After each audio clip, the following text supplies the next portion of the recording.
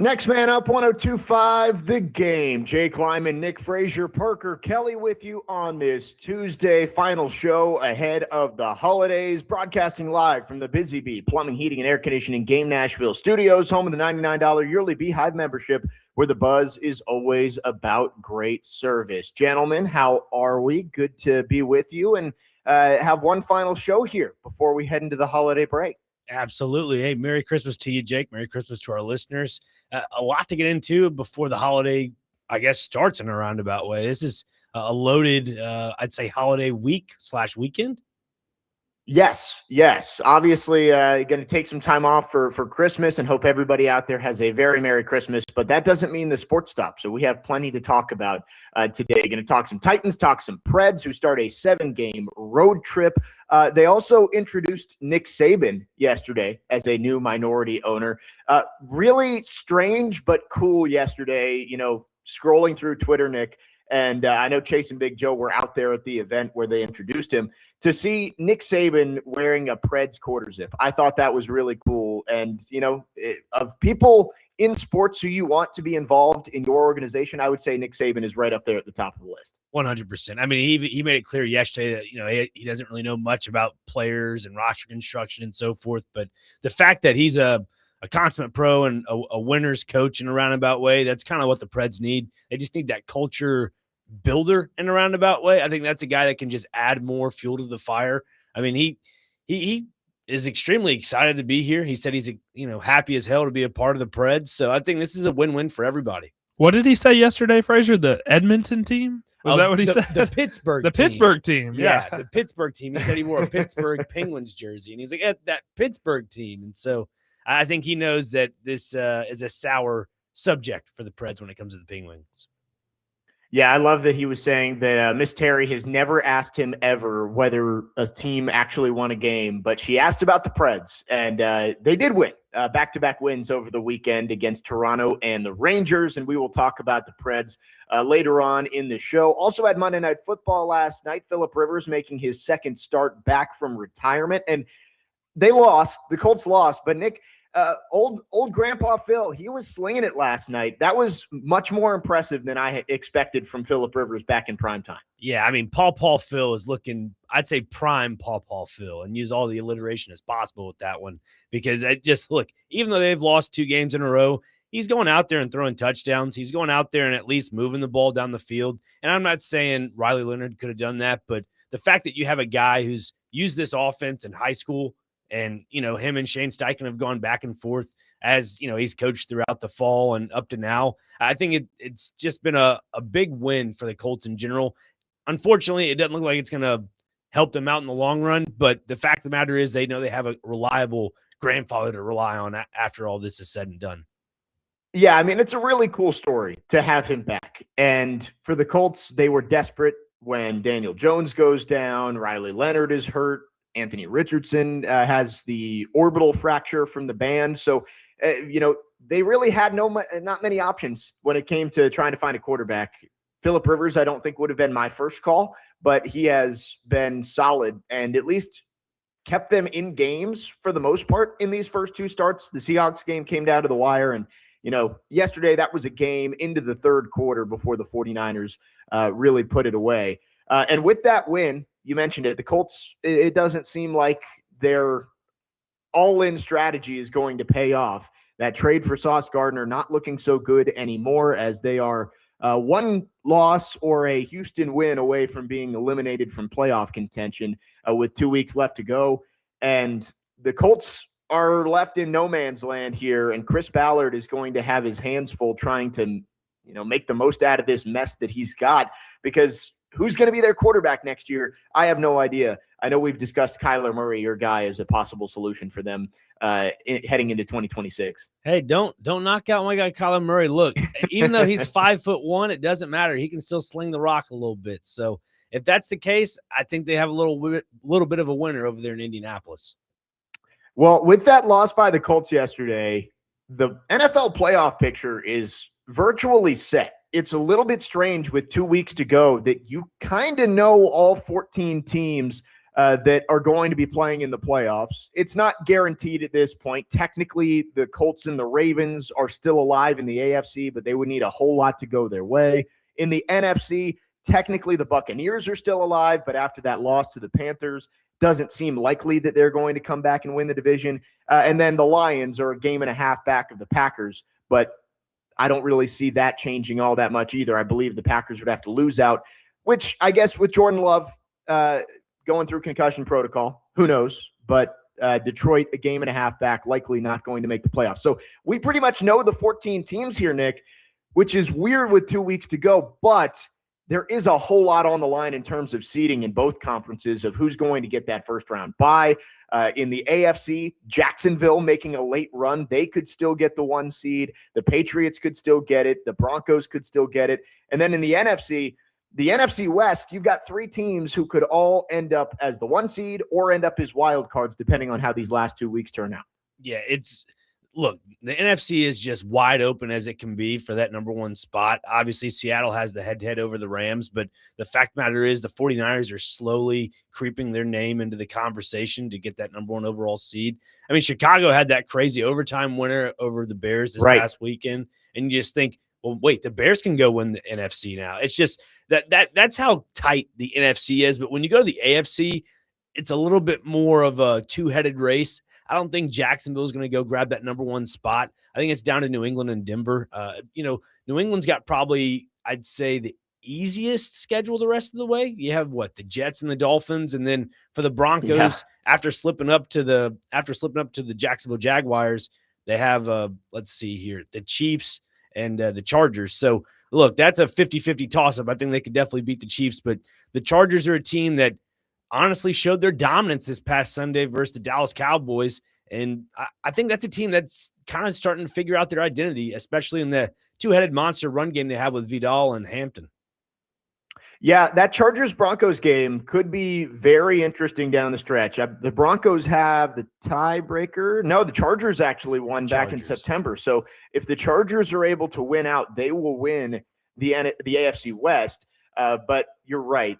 In terms of who's going to get the 1 seed, the Patriots having to face Brady Cook and Quinn Ewers possibly as the last 2 quarterbacks. I have a pretty good feeling that Mike Vrabel and his team is going to be able to finish the season 14-3, which is just absolutely insane. I mean, that team looks like a very, very good Super Bowl contending team. Like, look, I get it. You got to have Buffalo in the mix of all this as well, because now that you have no Patrick Mahomes in the mix and no Joe Burrow, you have to wonder, could this be a Josh Allen year to make it to the Super Bowl? But then you throw the mix of, wait a minute, hold up. There's Mike Vrabel and Drake May. And Drake May is looking like, I don't want to say it, but prime Tom Brady in some aspects for the Patriots. Yeah, the AFC, again, I want to pick Buffalo because if Josh Allen isn't going to do it this year, I don't know if he ever will. The other quarterbacks in the AFC are either inexperienced, this is their first time in the playoffs, or they're just not as good. Sorry, Aaron Rodgers. You're a little bit past your prime. I don't see the Steelers making a run. And then everybody else, do you believe in Trevor Lawrence? Do you believe in Bo Nix, Justin Herbert, C.J. Stroud? I'm taking Josh Allen, but you're right. The Patriots, they're looking like a team that's going to be a tough out in the playoffs. And, that Boston fan base, they've gone through so much. They deserve a winner after so many years of being horrible the last, 2 seasons since Tom Brady left? Yeah, only a short time for them. That Boston fan base, they suffer. Long-suffering fan base up there in Boston with all their sports teams. And then in the NFC, you mentioned the Bears. And Chicago and New England, I think, are in the same boat for me of you got the first-year head coach, you've got the second-year quarterback, but a really good team around them. Is it going to be enough for them to make a run? For both of them, I'm still in a little bit of wait-and-see mode. But the Bears, every week, they're looking a little bit better, and I'm starting to come around on the idea that Chicago could at least win a game or 2 in the playoffs. Yeah, like Chicago for me, I was torn when looking at that game versus the Bears. The Packers.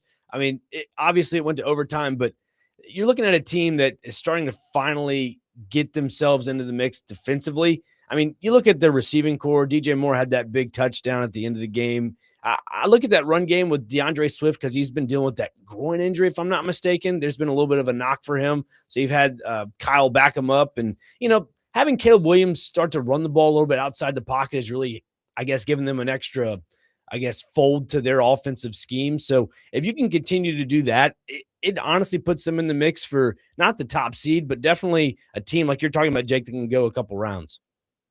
615-737-1025 is our phone number. If you want to text or call, our phone line's driven by WilsonCountyHyundai.com. We got a fun show planned for you as we take you into the holidays. We'll talk some Preds later on. Preds again starting a 7-game road trip. They are not home again until January 8th, but they've won 9 out of 13 and have vaulted themselves back into the playoff mix. We're also going to talk plenty of Titans as they get ready for the Saints coming up this weekend. Titans once again have a chance to finally win back-to-back games. They have lost their last 12 games after a win. We'll see this week if they're able to get it done against the Saints. But coming up next, I want to talk about Tony Pollard because he has come on in a big way the last 3 games, over 100 scrimmage yards in each of the last 3 contests. It seemed like a foregone conclusion that he would be gone after this year, but is he earning his way onto this Titans 2026 roster? We'll talk about it next. 615-737-1025 is the phone number. Jake Lyman, Nick Frazier, Parker Kelly, next man up, 1025 The Game.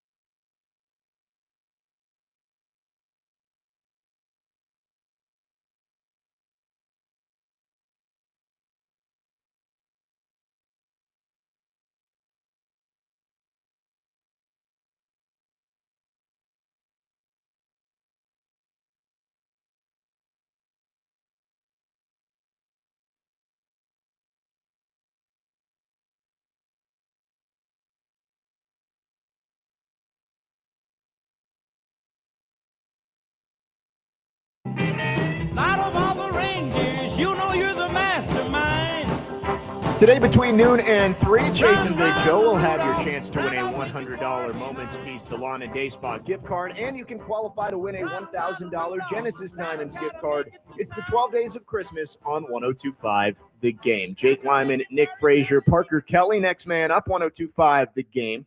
Going to talk a little Tony Pollard here, as he has had 3 straight games with over 100 scrimmage yards. He has finally started to hit his stride late in the year. And you could give some credit to the offensive line there as well. But before we do that, right as we came on the air, the Pro Bowl rosters were announced. And Nick Frazier, there are 2 Titans Pro Bowlers, Jeffrey Simmons, Chimdike. As a rookie, he is named as the starting return specialist for the AFC. So cool to see Chimdike, Jeff Simmons, both well-deserved Pro Bowlers this year. Yeah, absolutely. I'm glad you didn't say Kevin Zeitler. I thought that might be a name out there that you might grab from I guess Lions fans that kept voting him. Well, it was funny because he was second in guards last week when they released the fan voting, and then he completely fell out of the top 10 when they released the final fan voting numbers yesterday. So I wonder what happened there, but he never – nothing against Kevin Zeitler. He was never a Pro Bowler this year. I'm a little disappointed that Peter Skoronski didn't get enough love to get on the Pro Bowl roster. Yeah, at least to be – an honorable mention / like flex Pro Bowler if somebody opts out type thing. But obviously that's just it's just an honorary thing that nobody plays in those games anymore. It's just flag football.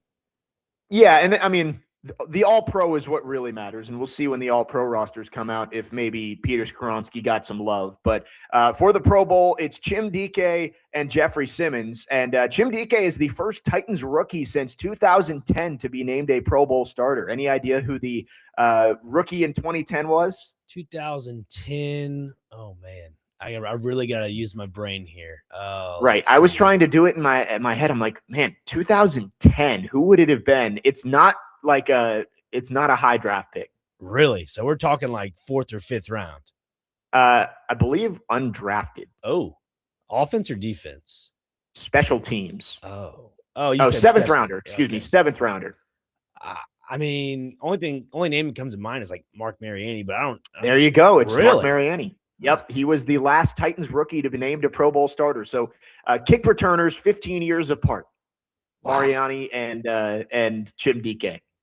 Good for Chimdike, man. Like that's a guy that has really come into his own this year under Bones Fossil in the special teams. Like even if he's been useful in some aspects on special teams, he's starting to come into his own on offense as a Swiss Army knife in a roundabout way, because that one throw off of Cam Ward's back of his foot, it went to Chimdike for like, 30, 40 yards down the field. It just goes to show you this guy's got speed and can definitely break away from a defender. Yeah, it's been good to see Chim make some plays on the offensive side as well. But, yeah, he has been clearly one of, if not the best returner in football this year. So well-deserved to see Chim in the Pro Bowl. Skylar on our text line says, I can't believe Skoronski didn't make the Pro Bowl. I think that's the one snub that you could call out. But Skoronski doesn't have the name recognition quite yet, and the fan voting is a third of it. I would guess that the players and coaches probably did show him some love, but it is tough to get in when the fans aren't putting you even in the top 10. But we'll see. I'm sure that if there are some guards who back out, that Peter Skoronski could end up getting in there as an alternate. And who knows? He played left tackle for the first time on Sunday against the Chiefs. So maybe we finally got to see Peter Skoronski play at left tackle like some people have been calling for years. Yeah, because Dan Moore Jr. is definitely not getting the job done. I saw something the other day on Twitter. I think this is right, that he continues to lead the NFL in sacks allowed, if I'm not mistaken. So that's I saw that too, that he's given up 8. I think he has looked better as the year has gone on. Obviously, he was out against the Niners, and he's kind of been in and out of the lineup, going down a couple of times. But he's been fine. I think he's good enough to get you through another year. But, yeah, he is definitely not the long-term solution at left tackle.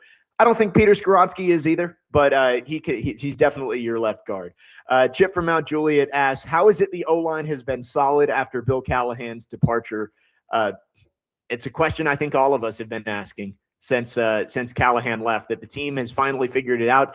The way it was described to me, and I believe Corey Curtis said this last week, that they've simplified things for the offensive line. It's no longer super complicated and they're not running a different play every single time out. They're saying, hey, go beat the man in front of you. And I think that started to make things a little bit easier for those 5 guys up front. Yeah, definitely simplifying things up front makes a whole lot of difference. I mean, you look at all these games they've played since the departure of Brian Callahan. I mean, as of late, the last 3 to 4 weeks, you go up against the Browns, and I mean, look, the Browns game for me, the fact that you win that game, but you hold Myles Garrett to only 1 sack or something like that. Yep. That goes to show you that they've simplified things up front. And then the 49ers, you lose that game, but again, that was a competitive matchup for that offensive line to know that there were a few guys missing defensively for San Francisco, but yet still go out there and show up and just show out. So you're still putting up 20 plus points. The fact that you're putting up 20 plus points in the last 4 to 5 weeks, that just goes to show you this team's on a different trajectory going forward. Yeah, and the offensive line has really allowed the run game to flourish over the last 3 weeks. You look back through Tony Pollard's game logs from this year, his season high was 92, and that came against the Rams, 92 yards in week 2. Outside of that, he did not have any game above 70 yards through the first 12 games of the season. So he had 1 game over 70. It was 92 on 20 carries against the Rams.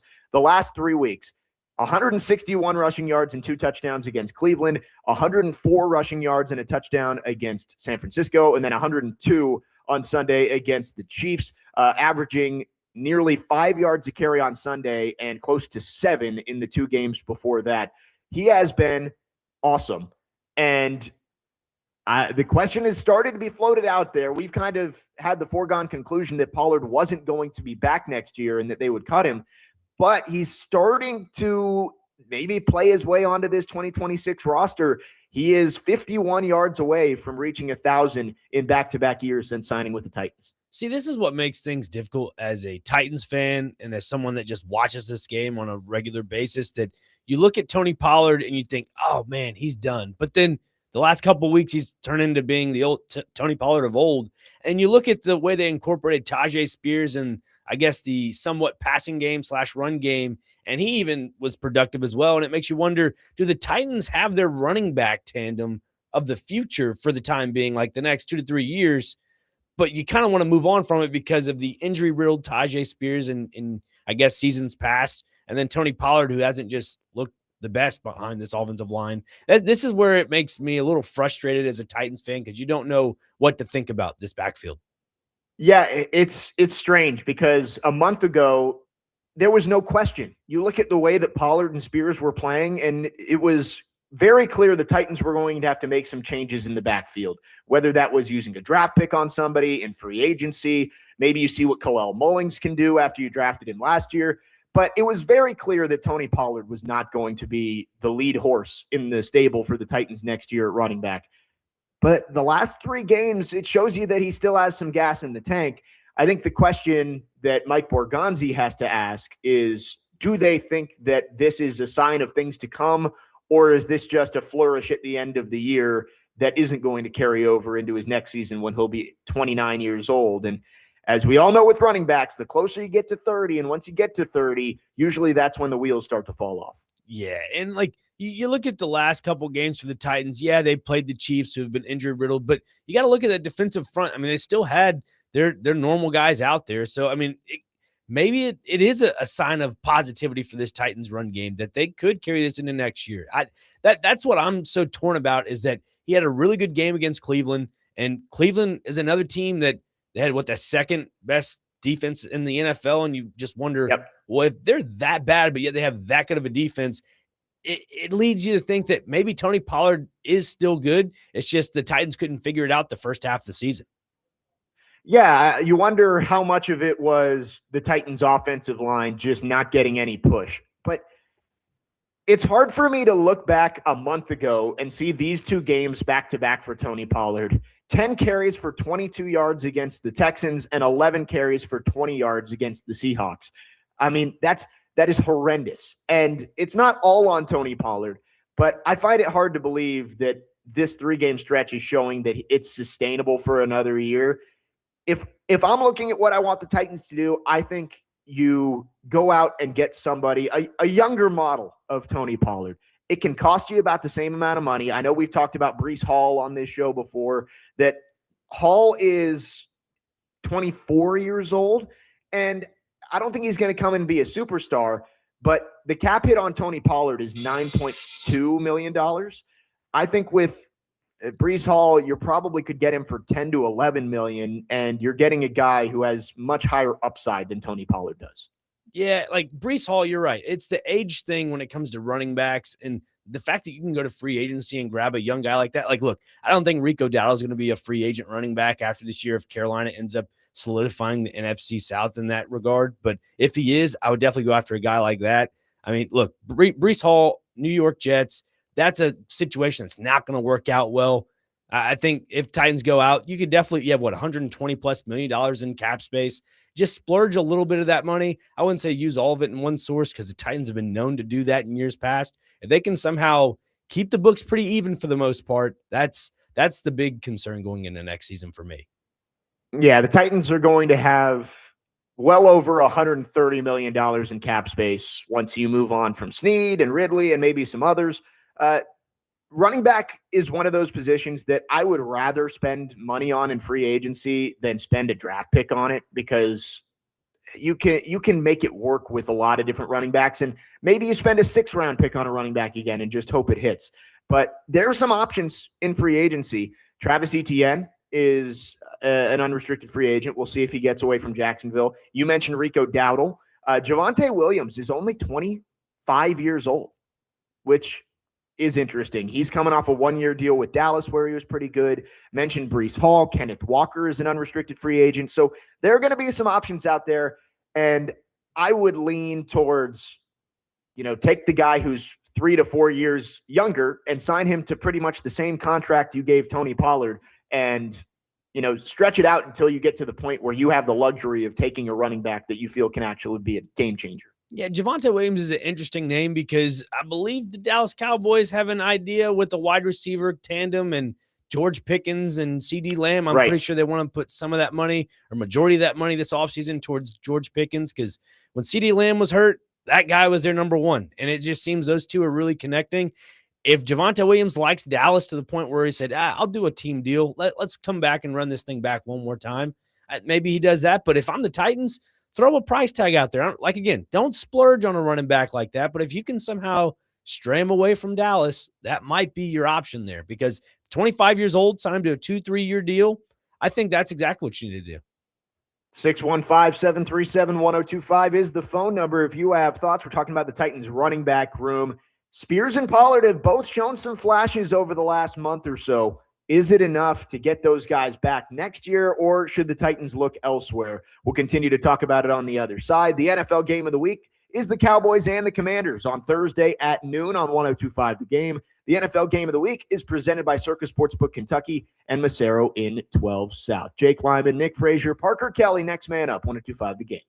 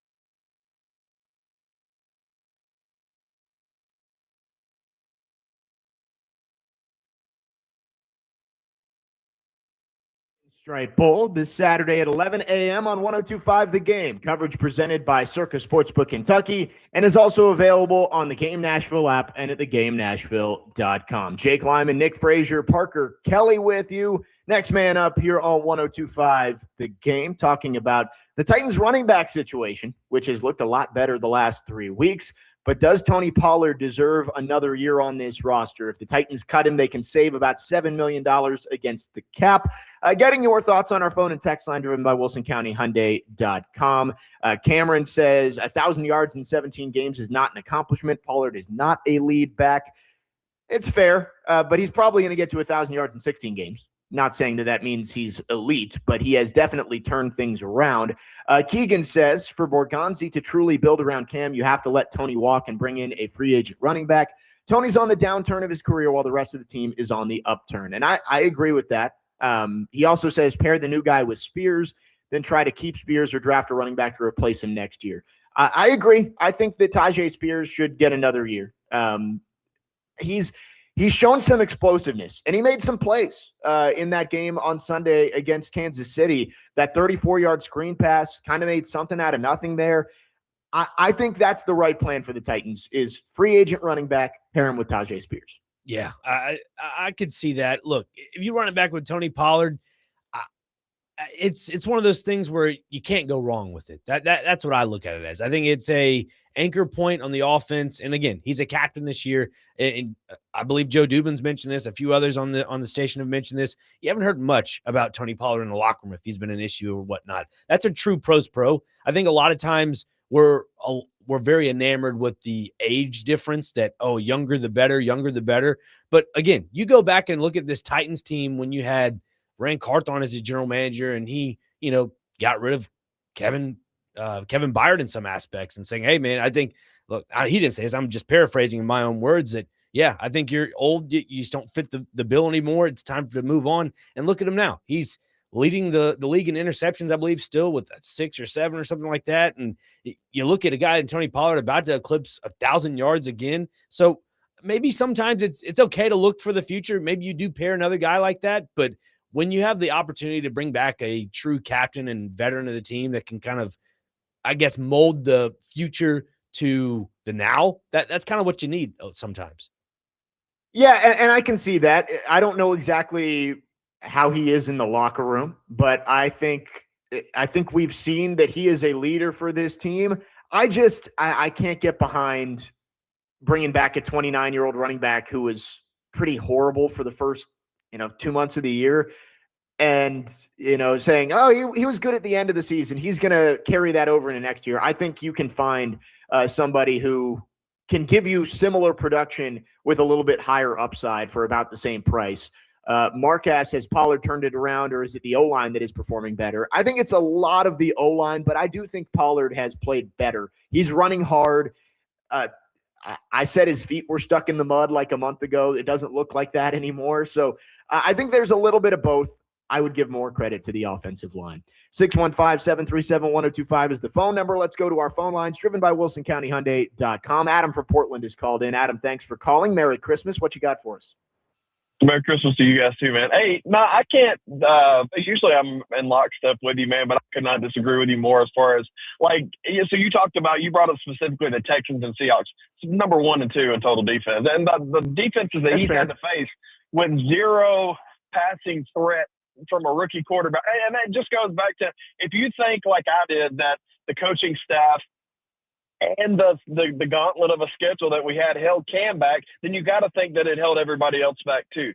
So, and once they started to piece some things together, you could see him being better. Now, with that being said, I don't think they should re-sign him. Now, I just think Pollard's awesome. But you know who's not going to think he's awesome? The next coaching staff. They're going to want their own running backs too. And then there's plenty of guys out there that can do it. He can do it. And that's how I look at it. And we already know what Pollard is, but I don't think we've gotten a great chance to see what Spears is at a bigger role. But my only problem with that is that Spears has done that because of his injury. So I don't fully trust Spears to be able to take it because he stays hurt. Pollard doesn't. So you really got to weigh that out, dude. But I personally would be fine with moving on, and I think the new coaches will too. Yeah, and that's a fair point from Adam, that I think running back is a huge position that coaches like their guys for, right, Nick? Like, I think that's something that you see all the time when coaching staffs move, that they bring running backs that were further down on the depth chart other places and try and make them a feature back in their spot. Like Mike McDaniel with Raheem Mostert. Mostert had some good games and decent seasons with San Francisco, but when Mike McDaniel went over there, he brought Raheem Mostert with him, and he had one of his best seasons of his career with the Dolphins. So I wonder if maybe that has something to do with it too, of what the coaching staff is going to want for their system. I just think you have cap space, right? And you can sign a running back that won't cost you one of your top draft choices that can be a decent playmaker for you. Like those names we listed off, I think those guys are significant upgrades at running back, whether it's Dowdle or Williams or Breece Hall, who I think is my favorite of the group. But you don't have to spend a draft pick. Running back is one of those luxury draft picks where you can take a running back early if you already feel like your offensive line is set, you've got pass rushers, you've got wide receivers, you've got corners. When you feel like your team is good and maybe a running back is the missing piece, like the Lions a couple of years ago when they took Jahmyr Gibbs 12th, right? Like that's when you feel like you can take a running back early. And as much as I love Jeremiah Love, and I think that he would be an instant impact playmaker for the Titans and help out Cam Ward, I think free agency is where you have to go, because those higher draft picks that you've got, your picks in the top 100, have to be spent on those premium positions where you are lacking top-end talent. Yeah, I'm just leaning towards a return of Pollard because, look, you even mentioned it. If you know that you have the true definitive, I guess, offensive line that can get you over the hump, then that's great. As for me, looking at this Titans team, I don't think the offensive line is fully there. Yes, they've looked good in the last couple of games, but it's solely on, can they carry this momentum from this end of the season, into the offseason, into next year? I'm just not fully sold on it. And if you're not sold on the offensive line, why invest in anything else behind it when you know for a fact that you're going to have draft capital, you're going to have a lot of money where you can, I guess, expend those assets in other areas where you could go grab another offensive lineman to make sure you fully have what you need going forward, rather than just grab, certain key position pieces and then kind of bring in some money either or, if you understand what I'm saying with ticket prices and stuff.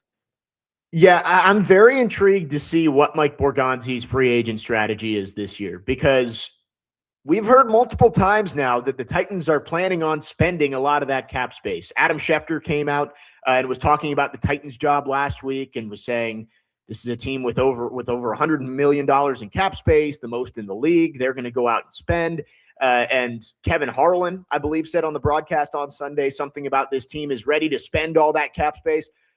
They're hearing that from somebody, and I'm interested to see what Mike Borgonzi is planning on doing with all that cap space, because we've seen if you try and go for it too early in your quote-unquote window, and the Titans are trying to build that window up around Cam Ward and some of these young pieces, if you go for it too early, sometimes it blows up in your face.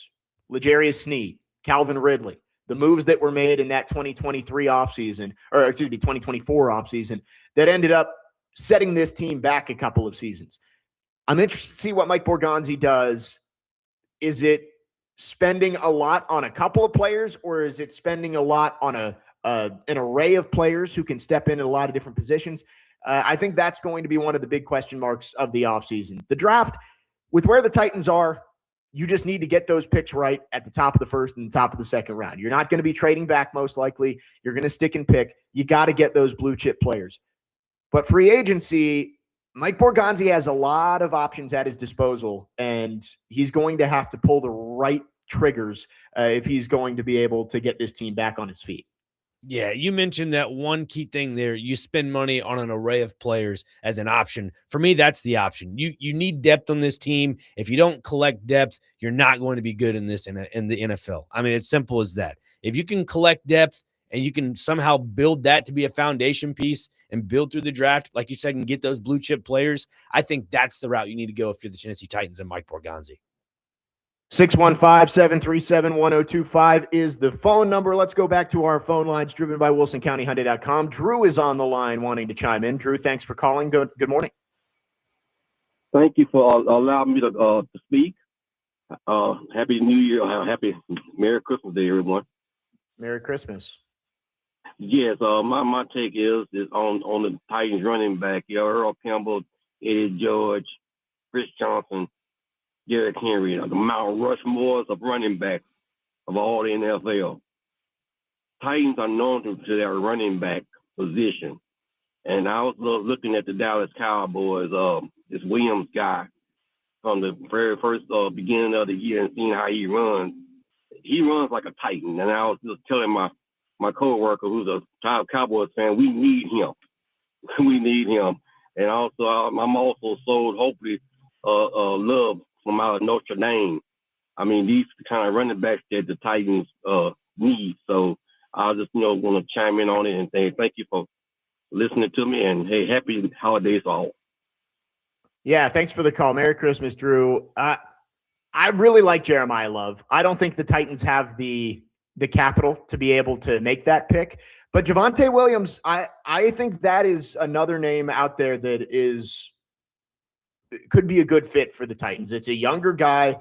You're basically just getting the newer model of Tony Pollard, I think. It's the Cowboys running back. You're going to bring him up here at 25, 26 years old, have him for 2 or 3 years, and then you can move on. And hopefully at that point, you can spend a draft pick and try and get one of those game-changing running backs that Drew mentions the Titans have been known for throughout their franchise's history. Absolutely. Like he mentioned Jeremiah Love, as much as you'd like to see a guy like that in two-tone blue, it's going to look more towards teams like I'm just going to put this out there, the Kansas City Chiefs, who need a running back right now because they do have a few running backs back there, Isaiah Pacheco, Smith, and Kareem Hunt and so forth. But that's just a running back by committee. Whereas if you're Andy Reid, he's always had a solidified running back. If you can grab a guy like that, I think that helps them rebuild quicker or just retool quicker. But no, as for the Titans, yeah, we've talked about it already. But Javonte Williams, if you can get him on a team-friendly deal, that is a viable option. Again, I'm still on the camp of if you don't know what you have in your offensive line, just bring back Tony Pollard and run it back another year. But if you do know what you have in your offensive line, go grab a guy like Javonte Williams. Like you make a great point. The age gap, 3 years, that is a vital point. Fresh legs. 615-737-1025 is the phone number if you want to text or call. We'd love to hear from you. Looking for a great spot to pregame before the final Titans home game of the season? Stop by John Bon Jovi's and pregame with 1025 The Game. JBJ's has the best food on Broadway, cold beer and cocktails, and stunning skyline views, including 2 epic rooftops. The pregame show is brought to you by Parman Tractor and Equipment and Circa Sportsbook, Kentucky. Coming up next, we'll wrap up hour number 1. I have a question for you, Nick, and you, Parker, and the audience as a whole. It's off topic, but I find it interesting, and I want to know what everybody thinks. We'll get to that coming up next. Then more Titans talk to start off the 10 o'clock hour. Jake Lyman, Nick Frazier, Parker Kelly, next man up, 125 The Game.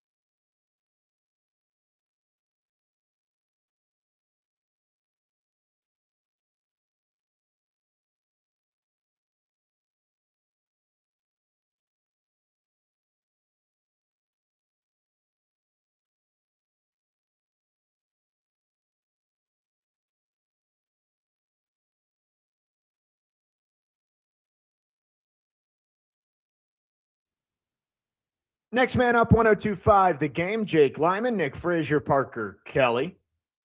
Ending up the first hour here, final show before Christmas. Hope everybody having a great start to their holiday week. We've started the show talking about Tony Pollard, the way he has come on as of late, 3 straight games with over 100 rushing yards. Is he earning his way back onto the team? Let's go back to our phone lines, driven by WilsonCountyHyundai.com. Chad from Hendersonville has called in. Chad, Merry Christmas. Thanks for calling. What you got? Hey, brother, how are you? Good. How are you? Good. Hey, when you're talking about running backs in the NFL and the draft, they have a history. They're devalued in the NFL. You go to the combine, you got 20, 25 of them.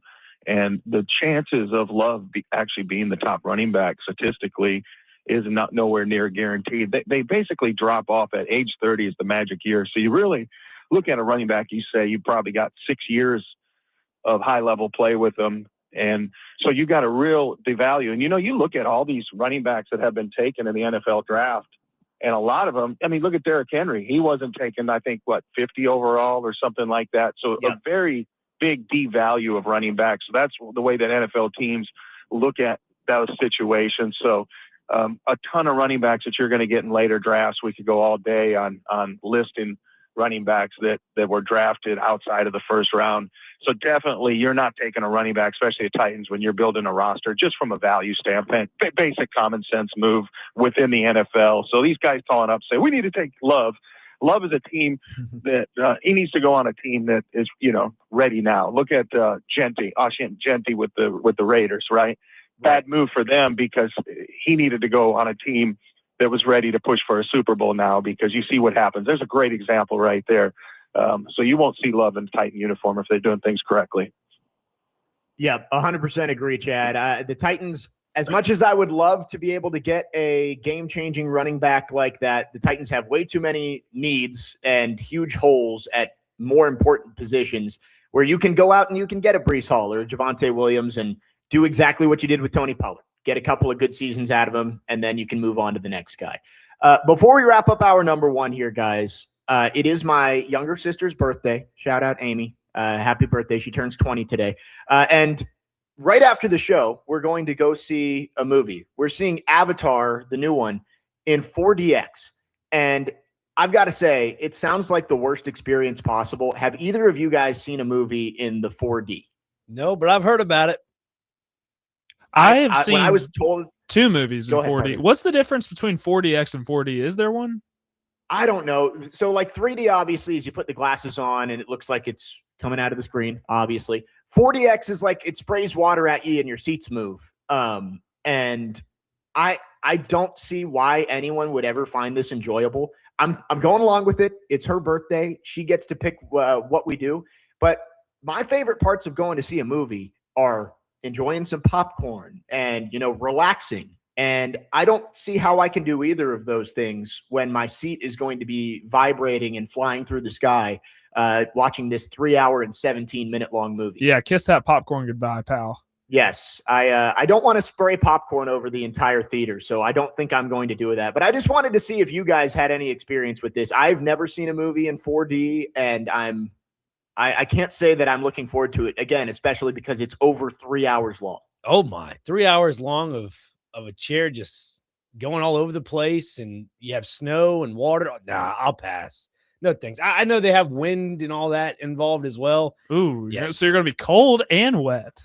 Right. Cold and wet. And the seats literally go up and down and side to side. I don't get the appeal. Do you get motion sickness at all? No, not particularly. Maybe sometimes. Joey from Bellevue says 4DX is amazing. It will be a 3-hour roller coaster ride. See, I don't know why I would want to sign up for that. I enjoy roller coasters, but for 2 minutes. I don't need 3 hours and 17 minutes of it.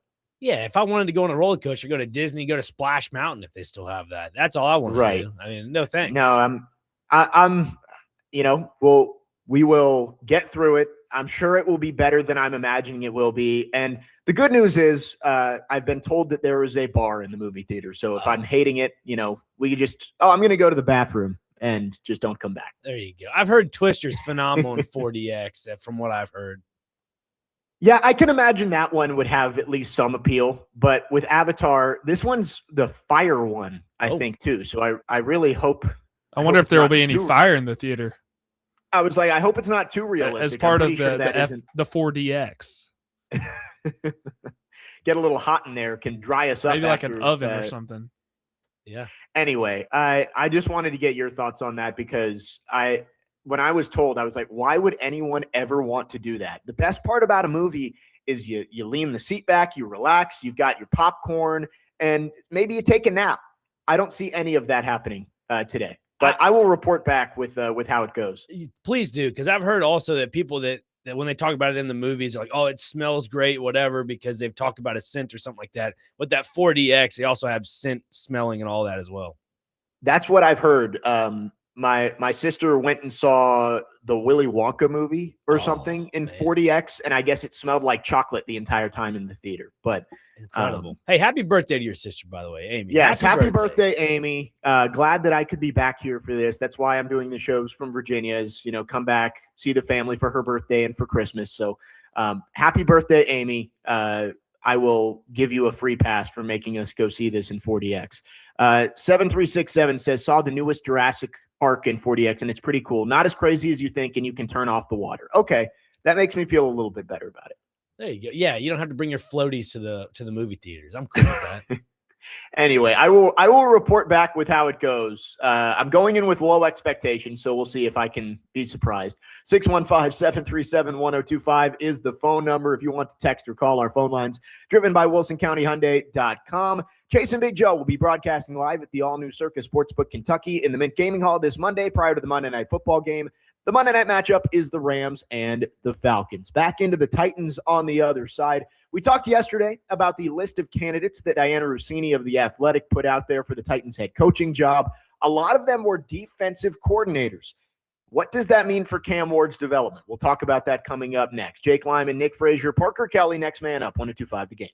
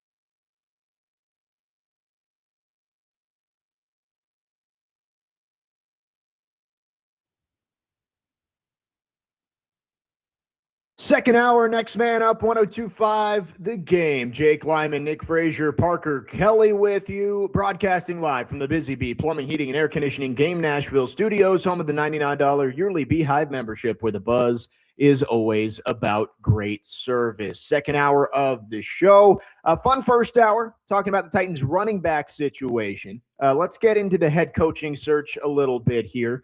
Yesterday, we had the conversation about Diana Rossini's report for The Athletic of some names the Titans are expected to look into at the end of the year. The names were Chiefs offensive coordinator and former Bears head coach Matt Nagy, Packers DC Jeff Hafley, Chargers DC Jesse Minter, Colts DC Lou Anarumo, and the Rams defensive coordinator Chris Shula, along with Texans DC Matt Burke. So a lot of defensive coordinators on there.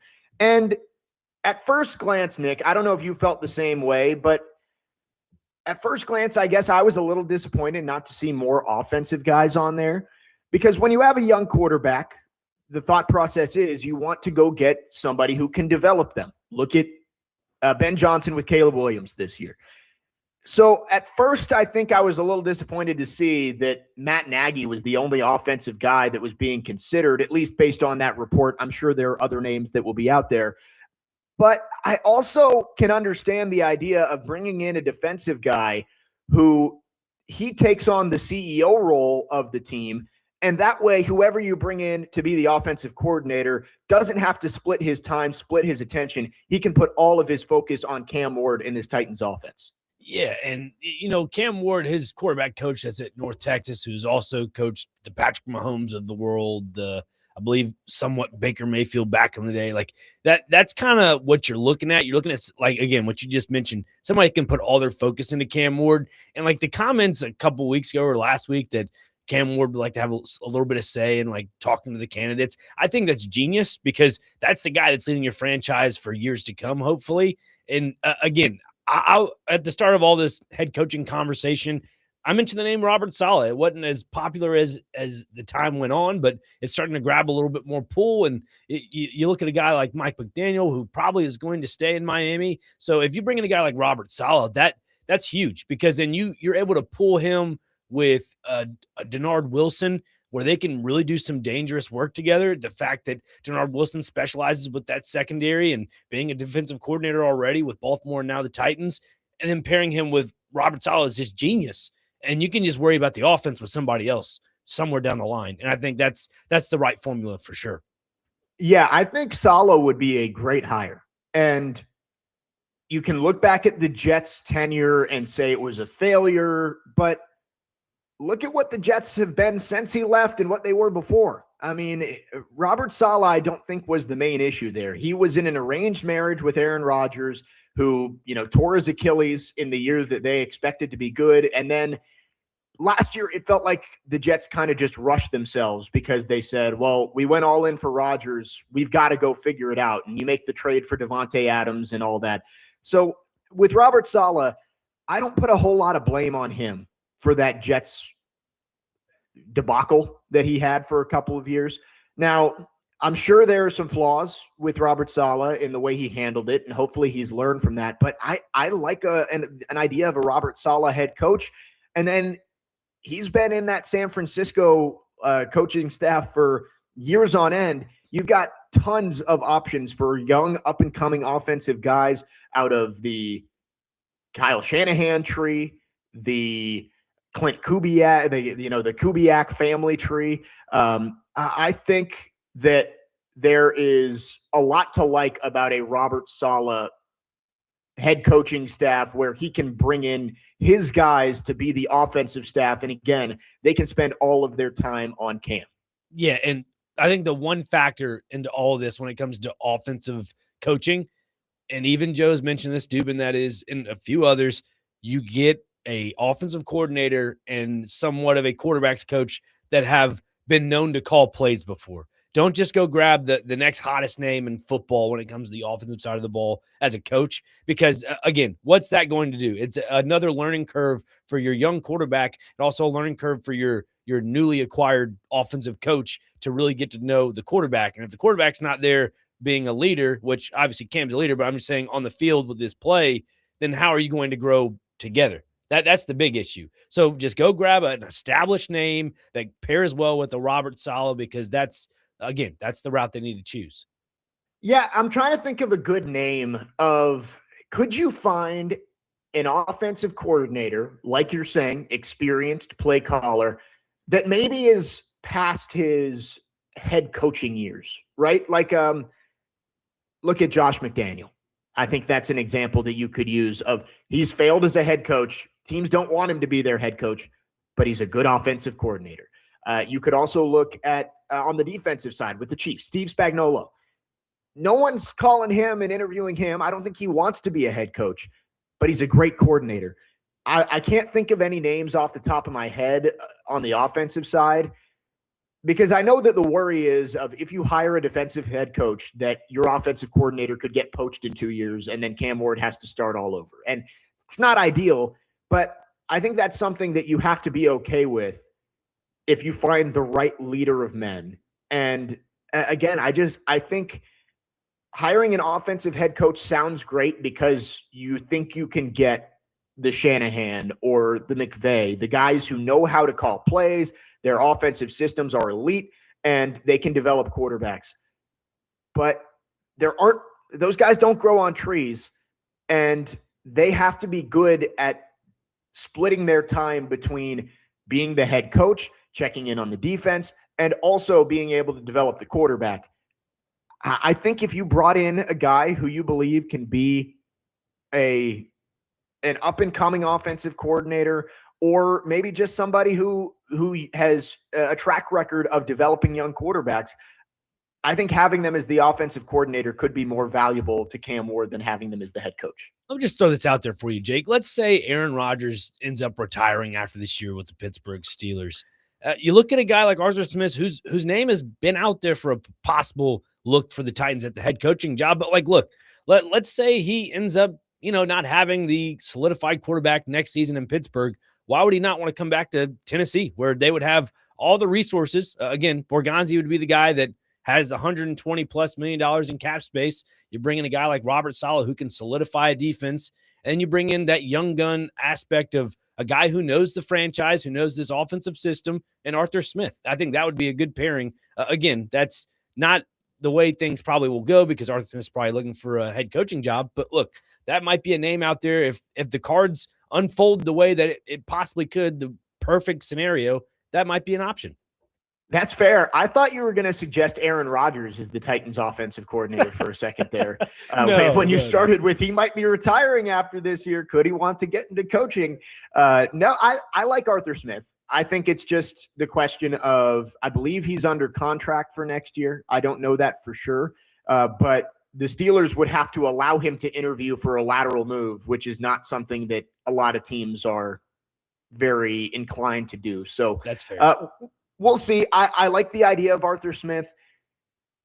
I think he gets an interview, right? The familiarity with the organization, I think at least, is going to pique the interest of Amy and Chad and Mike Borgonzi. I don't know if he gets the job. I think I've become a little cooler on Arthur Smith as this process has gone along, but we'll see. I'm sure the Titans are casting a wide net, and we'll start to see in the next couple of weeks what interview requests they put in, and that'll show us a lot about what Mike Borgonzi and Chad Brinker are looking for. Yeah, as time rolls on with Arthur Smith, in my opinion, the fact that he had all the resources in Atlanta and just didn't seem to really get over the hump, that's kind of what scares me a little bit with him being a head coach for a team. And again, you have guys like Bijan Robinson, Kyle Pitts, Drake London, and then you add Michael Penix Jr. into the fold of all that. You have all those core pieces and all the pillars you need on offense and a decent offensive line, and yet still can't get you over the hump. To me, I don't know if it's on coaching or if it's on just development of players. That's where I'm kind of confused. I'm not questioning the leader of men mentality that Arthur Smith has, but I'm still questioning the aspect of, can he truly get a team to rally around him? Yeah, I agree with you there. And with Saleh, with Nagy, with Smith, when you interview these guys, you have to get to the bottom of what went wrong in their first stop. And if that means talking to people in their previous organizations, but there's a reason these guys got fired. I'm sure part of it is their fault. Part of it probably is the situation that they were put into. I mean, none of those organizations that they were with have proven to be all that competent when you look at Atlanta and you look at the Jets and the Bears. But you have to be able to get to the bottom of why things went wrong and hopefully why they wouldn't go wrong if they got a second opportunity. 615-737-1025 is the phone number if you want to text or call. Our phone lines driven by WilsonCountyHyundai.com. Our good friend New York Doug on the text line has said the over-under for your time at the bar during Avatar 4DX is 1 hour. I think that's generous. And he also says Cam and Jackson Dart both suffered greatly this year under interim coaches during vital stage of adapting to the NFL. If the Titans and Giants both hire defensive head coaches, the quarterback's futures will be squandered. By the way, Saleh stinks as head coach. So New York Doug, not behind Robert Saleh. New York Doug, how was that 33-yard passing performance from Jackson Dart on Sunday? I would love to hear from him on that.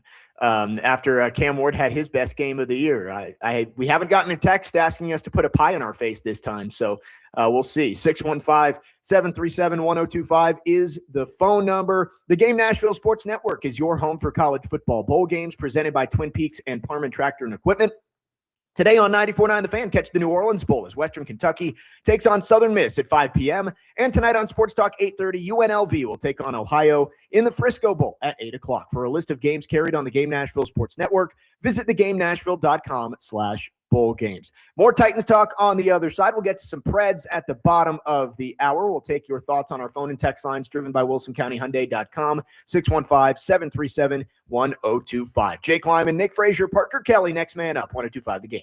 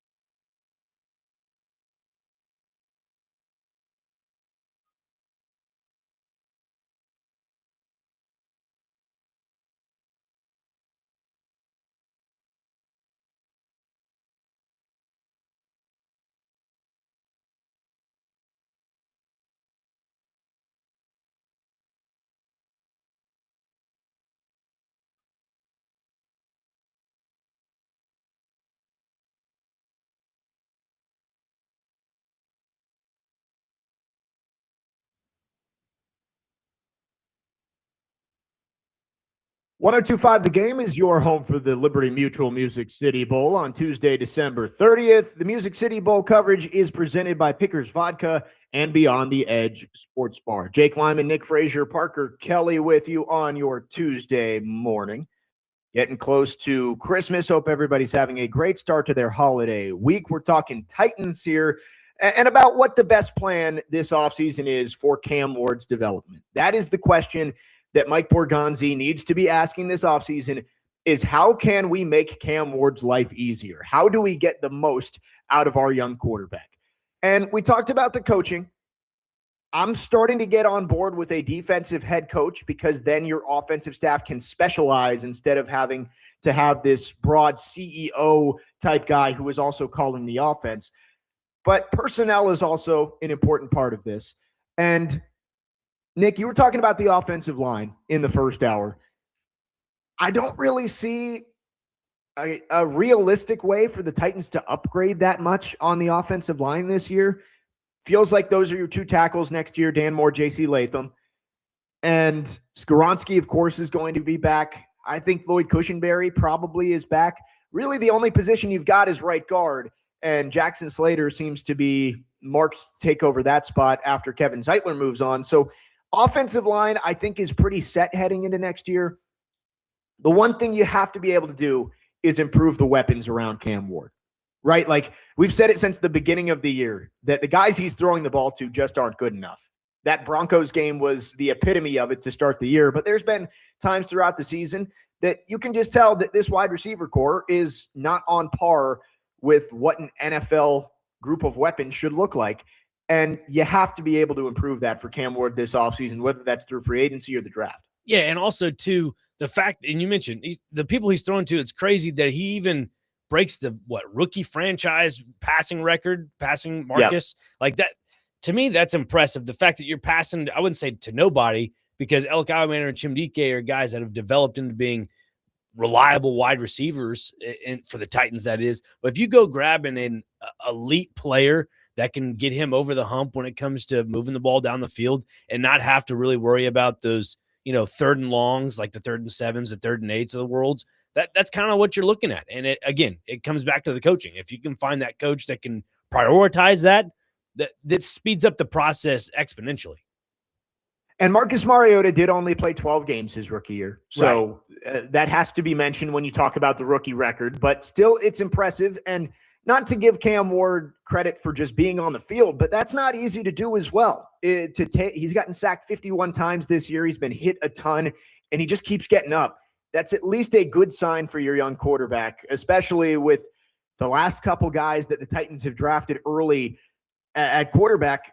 They haven't proven that they can get on the field consistently. I mean, Jake Locker was injury prone. Marcus was injury prone. Even Will Levis struggled with injuries his first couple of years. So it's good to see, at the very least, through 15 games, Cam Ward, I think, has only maybe been on the injury report one time this year. Early in the year, he popped up as a limited participant, but that's basically been it. Yeah. And that, again, that kind of goes to the fact Cam Ward's pocket awareness, it might be a little better than all the previous wide receivers, quarterbacks on this Titans roster. I mean, you mentioned Will Levis, and we all saw that debacle unfold last year and the year before. And I think you got to give more credit to Cam Ward than what people are really giving him, because, yes, this team has been abysmal to watch all year long.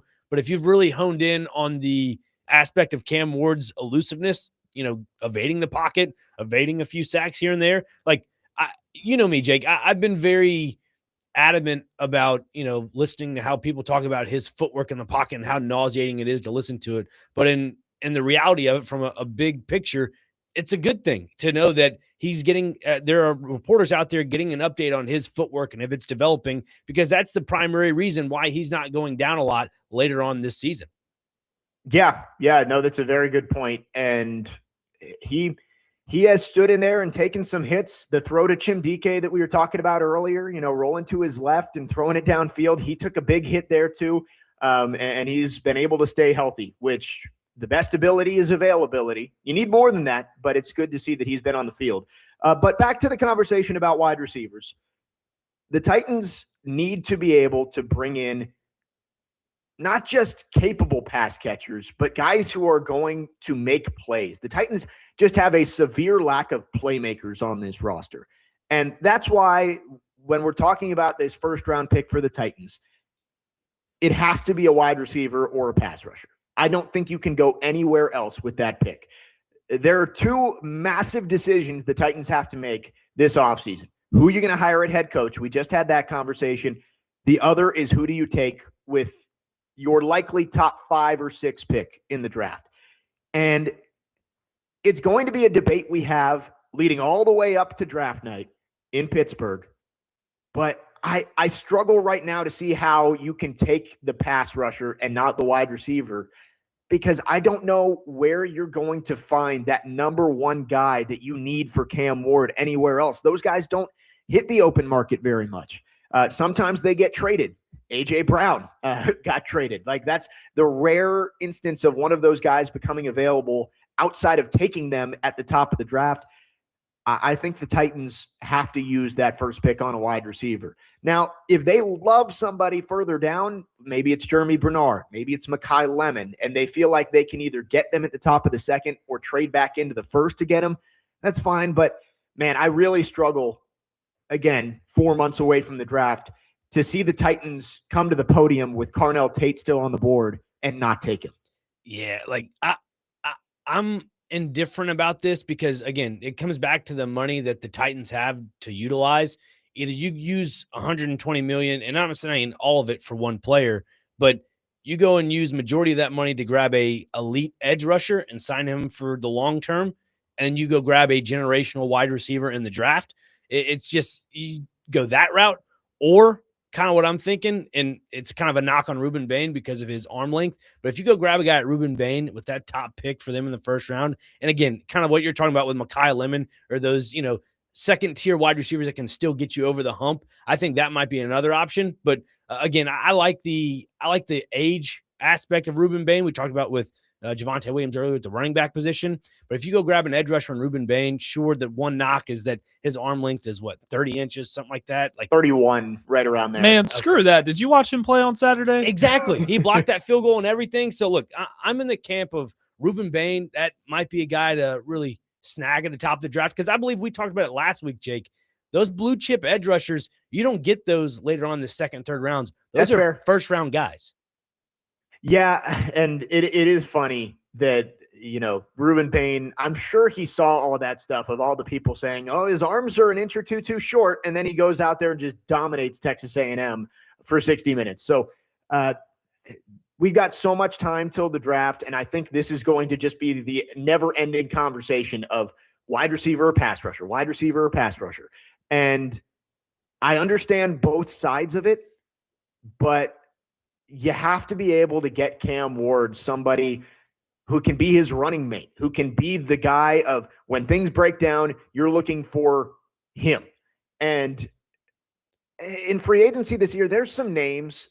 Alec Pierce, after last night again, like, he's going to be super expensive. Mm-hmm. He really is. I don't know if you can spend the 25 to 30 million a year on Alec Pierce, given the state of this roster. Like, and I also don't know if Alec Pierce would want to come here. You'd probably have to pay the we suck tax and pay even more to Alec Pierce. So I think you got to get the wide receiver at the top of the draft. Do you feel confident that you can get that guy in the second round and pass on a wide receiver for a pass rusher? That's going to be up to Mike Borgonzi and those guys as the draft board starts to settle in.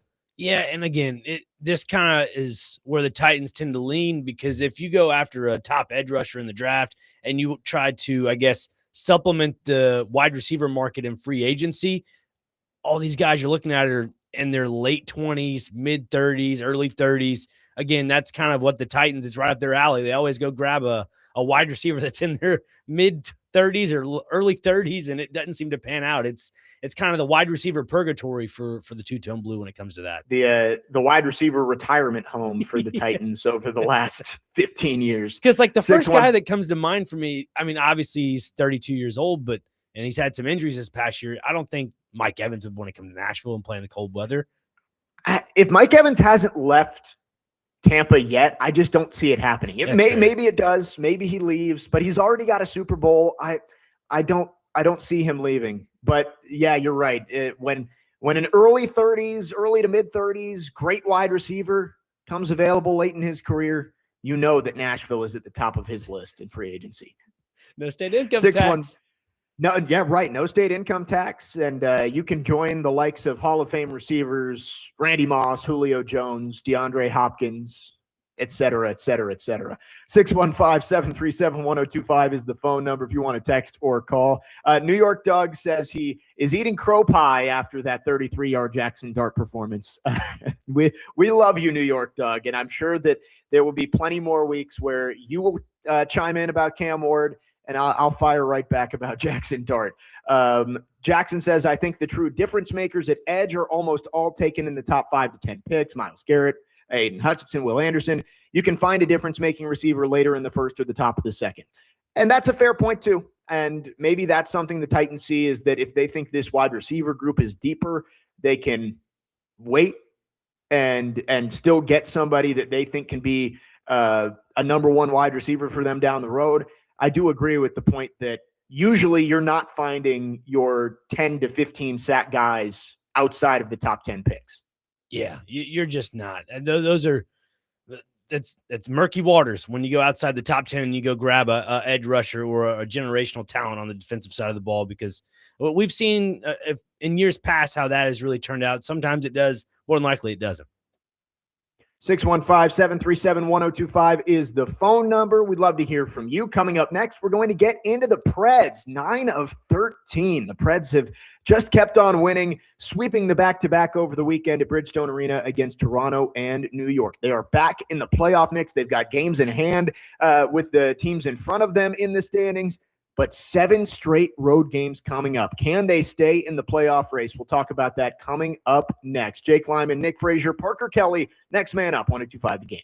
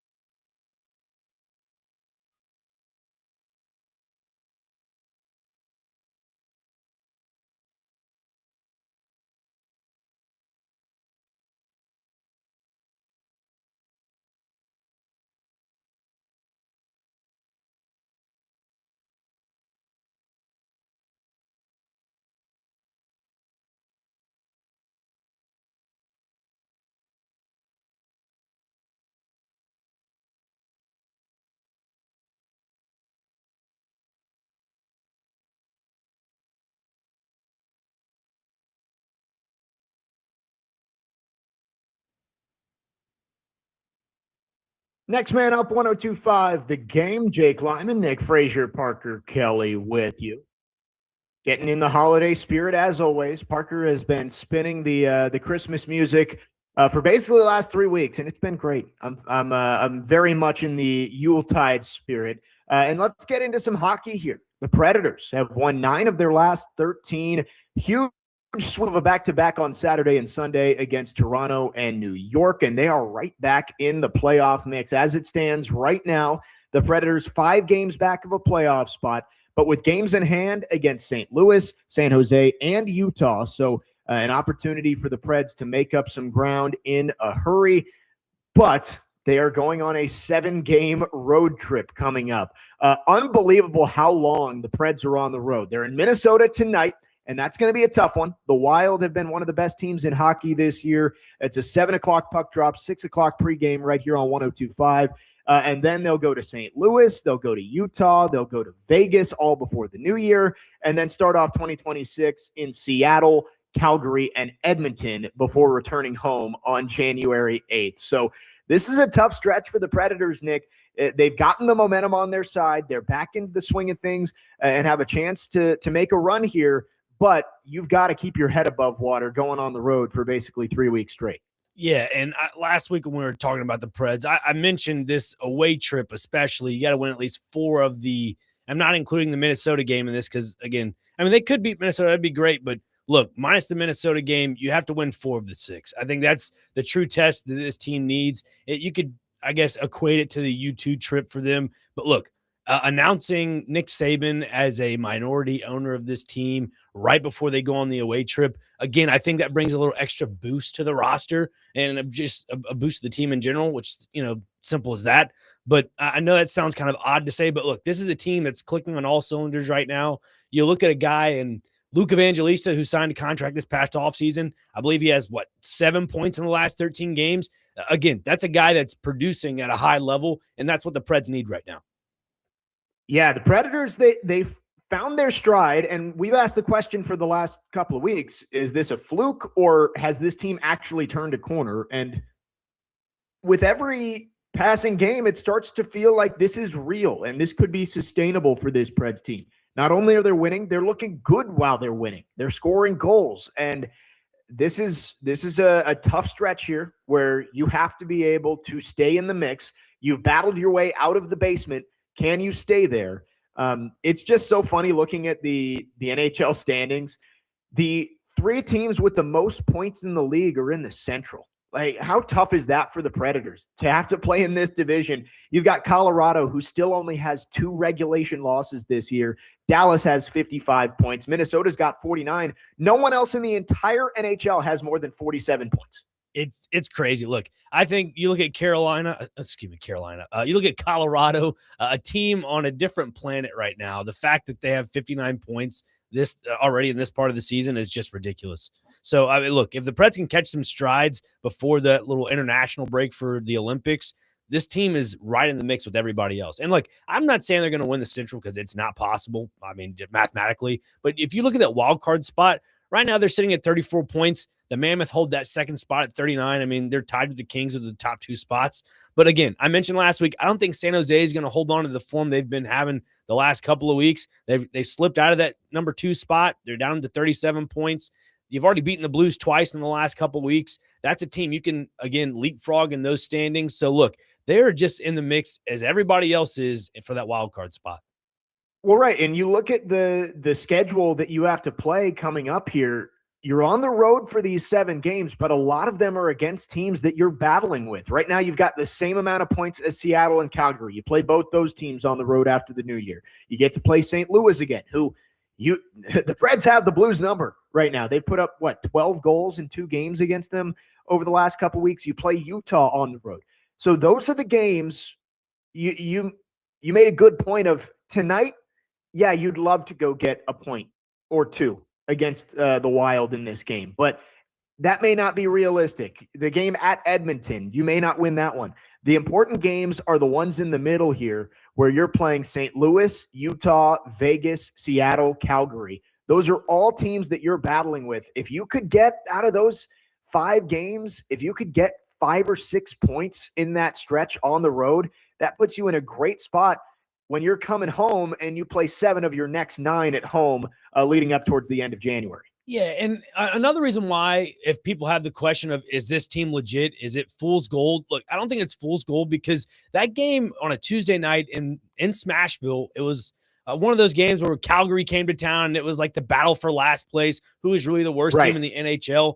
The way the Preds handled that game and won, what 5-1, to me, that just goes to show you they're not the bottom of the pack. This team has the intangibles. Again, it's kind of like the New England Patriots of old and the Seattle Seahawks of old. If they just get in the dance, this team, it flips another switch. So again, you can make the regular season praise for Colorado having 59 points. But again, if the Preds can just find a way into a playoff spot, that's all they need. Because look, NHL playoffs is completely different to any other sport in the world of sport, that is. They just get into the playoffs and call it a day, and you're battling for the same thing everyone else is.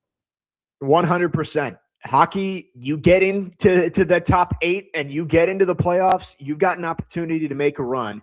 And you're right. Calgary and St. Louis, you look at them in the standings and you might think, oh, the Preds, the Blues, the Flames, they're all kind of in the same boat. But the Preds have really pushed those two teams around when they've played them. I was in the building for that Calgary game. The Preds outclassed the Flames in that game. They've done it again twice to the Blues. They play the Blues again. The Predators are playing really good hockey right now, but with the hole that you dug yourself at the beginning of the year, there's no wiggle room for a slip up here. If you go on this 7-game road trip and you only come back with 4 points, you're probably not going to be able to recover once you get back home. But if you could go out and in 7 games, you get 8, 9 points, I think this team is going to be right in the thick of things when we get to the end of the year, which is really exciting because there has not been a whole lot to be excited about in Nashville pro sports. Very circular there. It's exciting to be excited. But the Predators, there was so much hype surrounding this team heading into last year, and all the air was let out of the balloon. It's nice to see it actually coming to life again. And hopefully when they return home on January 8th, this team is right in the mix still for a playoff spot as they come back in January. Yeah, and I'll refer to, I guess it was a pregame interview that our very own Willie Donick had with Ryan O'Reilly. And there was a little snippet of that. Ryan O'Reilly mentioned, I don't know if it might have been an away game. And he mentioned, we just got to start winning games or else this roster is going to start looking a little bit more different. And it speaks so many volumes because, look, this is a results-type business. If you don't get the results, Barry Trotz will probably pull the trigger on some things, and he doesn't want to have to do that. And that's why I think having that patience with a guy like Andrew Burnett and this team in general, the fact that they've now started to adopt this true culture of the locker room, like how Barry Trotz, even said there was some reports about this locker room culture being not the greatest. Well, he's already nipped that in the bud because this team has responded well to all those negative comments. And if you can continue to keep riding this wave of just positivity / good production on the ice, this team can start doing some damage. Yeah, the report was that the locker room was toxic, and everything I've heard has been the opposite. And Max Hers says that this team is playing for each other, and that's great to hear because I think at times last year that wasn't the case, and it's great to see this team is fighting after losing 11 of 13. They've now won 9 of their last 13. 615-737-1025 is the phone number. We'll take your thoughts on our phone and text lines driven by WilsonCountyHyundai.com. More Preds talk on the other side as we wrap up hour number 2. Back to the Titans at 11 a.m. Jake Lyman, Nick Frazier, Parker Kelly, next man up, 102.5 The Game.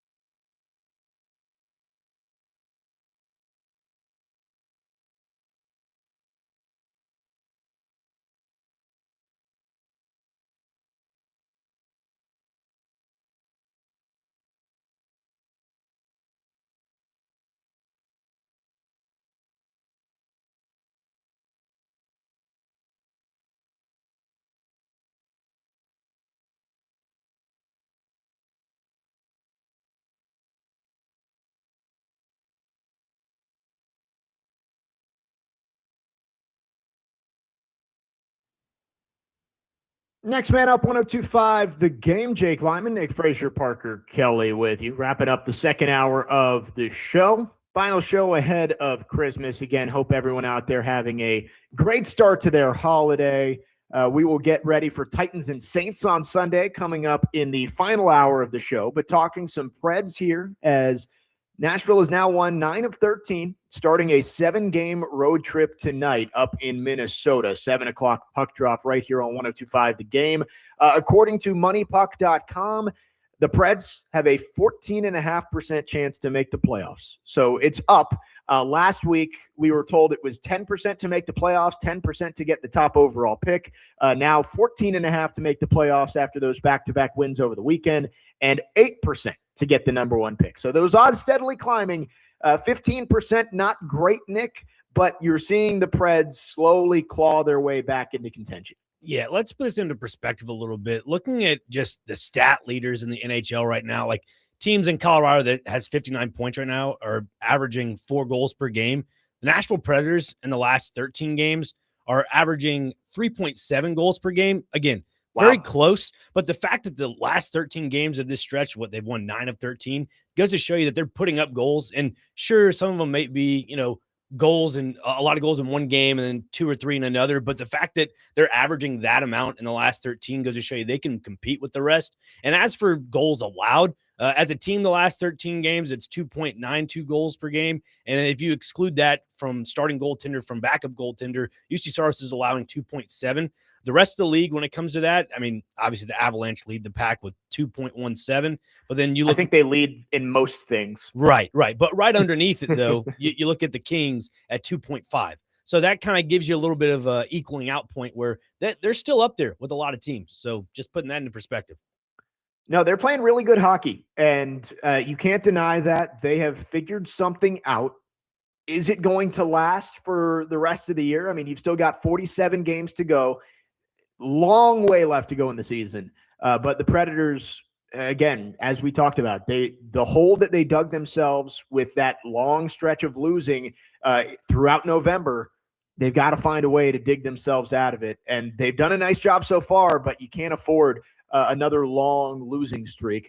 Tonight is a big opportunity against Minnesota. I mean, the Wild are one of the best teams in hockey, but the Preds have proven that they can play with them. The last time they went up to Minnesota was the controversial overtime winner on the dislodged net that was knocked home. So the Preds were able to take them to overtime last time they were up in St. Paul. Getting even 1 point tonight, I think, would be great for Predators. Yeah, and I wouldn't say there's bad blood in this competition that this evening, but the fact that you're going up against John Hines, a guy that you've moved on from, and he's now having success somewhere else, it makes you wonder. There's got to be a little bit of extra oomph to this team tonight that saying, hey, Barry, we're going to back you up with this. We're going to get you that win. I think there's a little bit of that into this mix.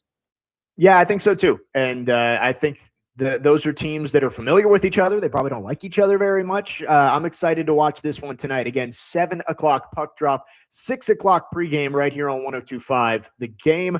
Mark on our text line, driven by WilsonCountyHyundai.com, says Stamkos has come alive, but during the quote-unquote streak, Jonathan Marchessault has been absent and is now hurt. Is it time to see what you can get for him? Marchessault is one of those guys on this team that you don't know if he's bought in. Last year, the comments after the season, going after Andrew Brunette, and he started off the season strong this year, but then only scored 1 goal the entire month of November. And again, Marchessault now hurt again. If somebody's willing to give you something for Marchessault, even if this team continues to contend, I wonder if that's something Barry Trotz would consider. Yeah, I mean, it's definitely up in the air, I'd say. I mean, look, again, it goes back to the comment from Ryan O'Reilly a few weeks or a couple months ago about, if this team continues on the trajectory they're at, Trotz will probably start making some moves, paraphrasing, obviously. And maybe that is one of the options for it, because I joke and say maybe it's, Jonathan Marchessault January, where he scores a lot of goals then if he's healthy enough, because it seems like Stamkos has had his run of form as of late. It seems like Philip Forsberg, that is, having his run as of late. You wonder if it just takes a little time. And again, time is not what the Preds really have right now. But as for a guy like Jonathan Marchessault, you hope that that starts to really come into fold because you're bringing a guy like Nick Hague out of Vegas, and you think that chemistry is going to pair, but we'll see. Yeah, we got D. Henber and then Johnny January. That's what we're looking forward to. Hopefully Marchessault can get back healthy and get back to form. The Predators, again, it's a 7-game road trip, and right now I think you're starting to feel the buzz around the Preds again, right? Like the fan base that was, for the most part, I think, rooting for this team to tank. Like, not everybody, but I think there was a large portion, if not a majority, of the Preds fan base that was just like, hey, the veteran signings did not work. Let's move on. Let's go get a top draft pick and reset for next year. I think you're starting to see the fan base start to believe a little bit again.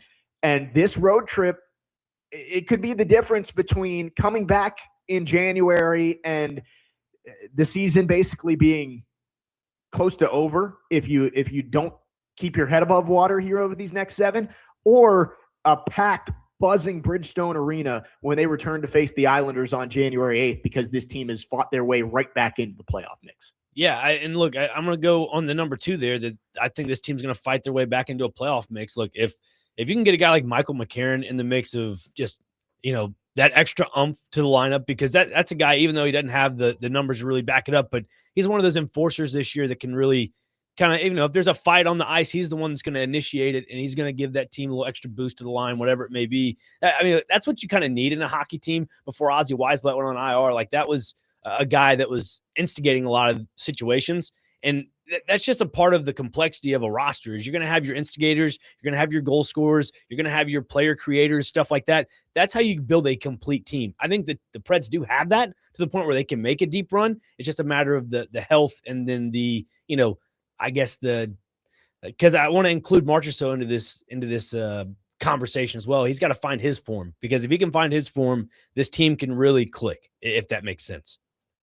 Preds looking for their 10th win out of their last 14 tonight up in Minnesota, starting this long road trip. Should be a fun one, and we'll see. Predators could get a couple important points before 3 days off leading into that game against St. Louis on Saturday. 615-737-1025 is the phone number. If you want to text or call, we'd love to hear from you. Our phone line's driven by WilsonCountyHyundai.com. We'll talk more Titans on the other side. The Titans taking on the New Orleans Saints on Sunday. Can the Titans actually win back-to-back games for the first time since November of 2022? This might be their best chance. We'll get into it coming up next. Jake Lyman, Nick Frazier, Parker Kelly, final hour coming up here on Next Man Up, 102.5 The Game.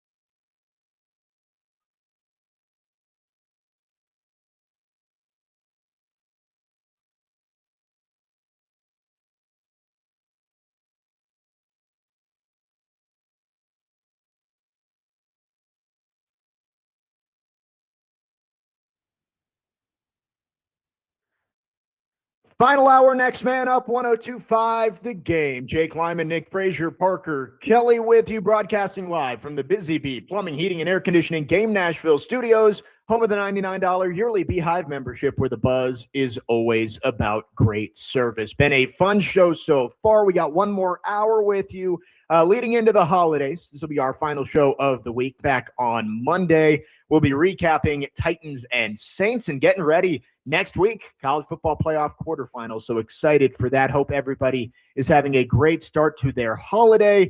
Before we start talking Titans, let's go to our phone lines, driven by WilsonCountyHyundai.com.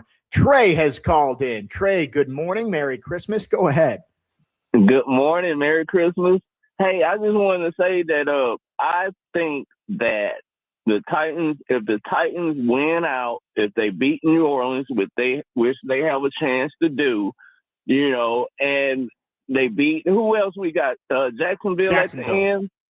Okay, and if we make a statement win against Jacksonville, I know people, they're not going to want to hear this, but you really got to give Mike McCoy an interview. You really got to give him an interview. If he go 4-5-1, you can't dispute that'll be a turnaround for the team. It seems like Cam Ward, he's coming along. I wish he would put more touch on the ball. Trust in your receivers. Get the ball out there. If they don't catch it, fine. If it gets intercepted, that's okay. But get the ball out there. Don't throw it over their head where they can only catch it. Just throw the ball to the guy. He's going to catch the ball.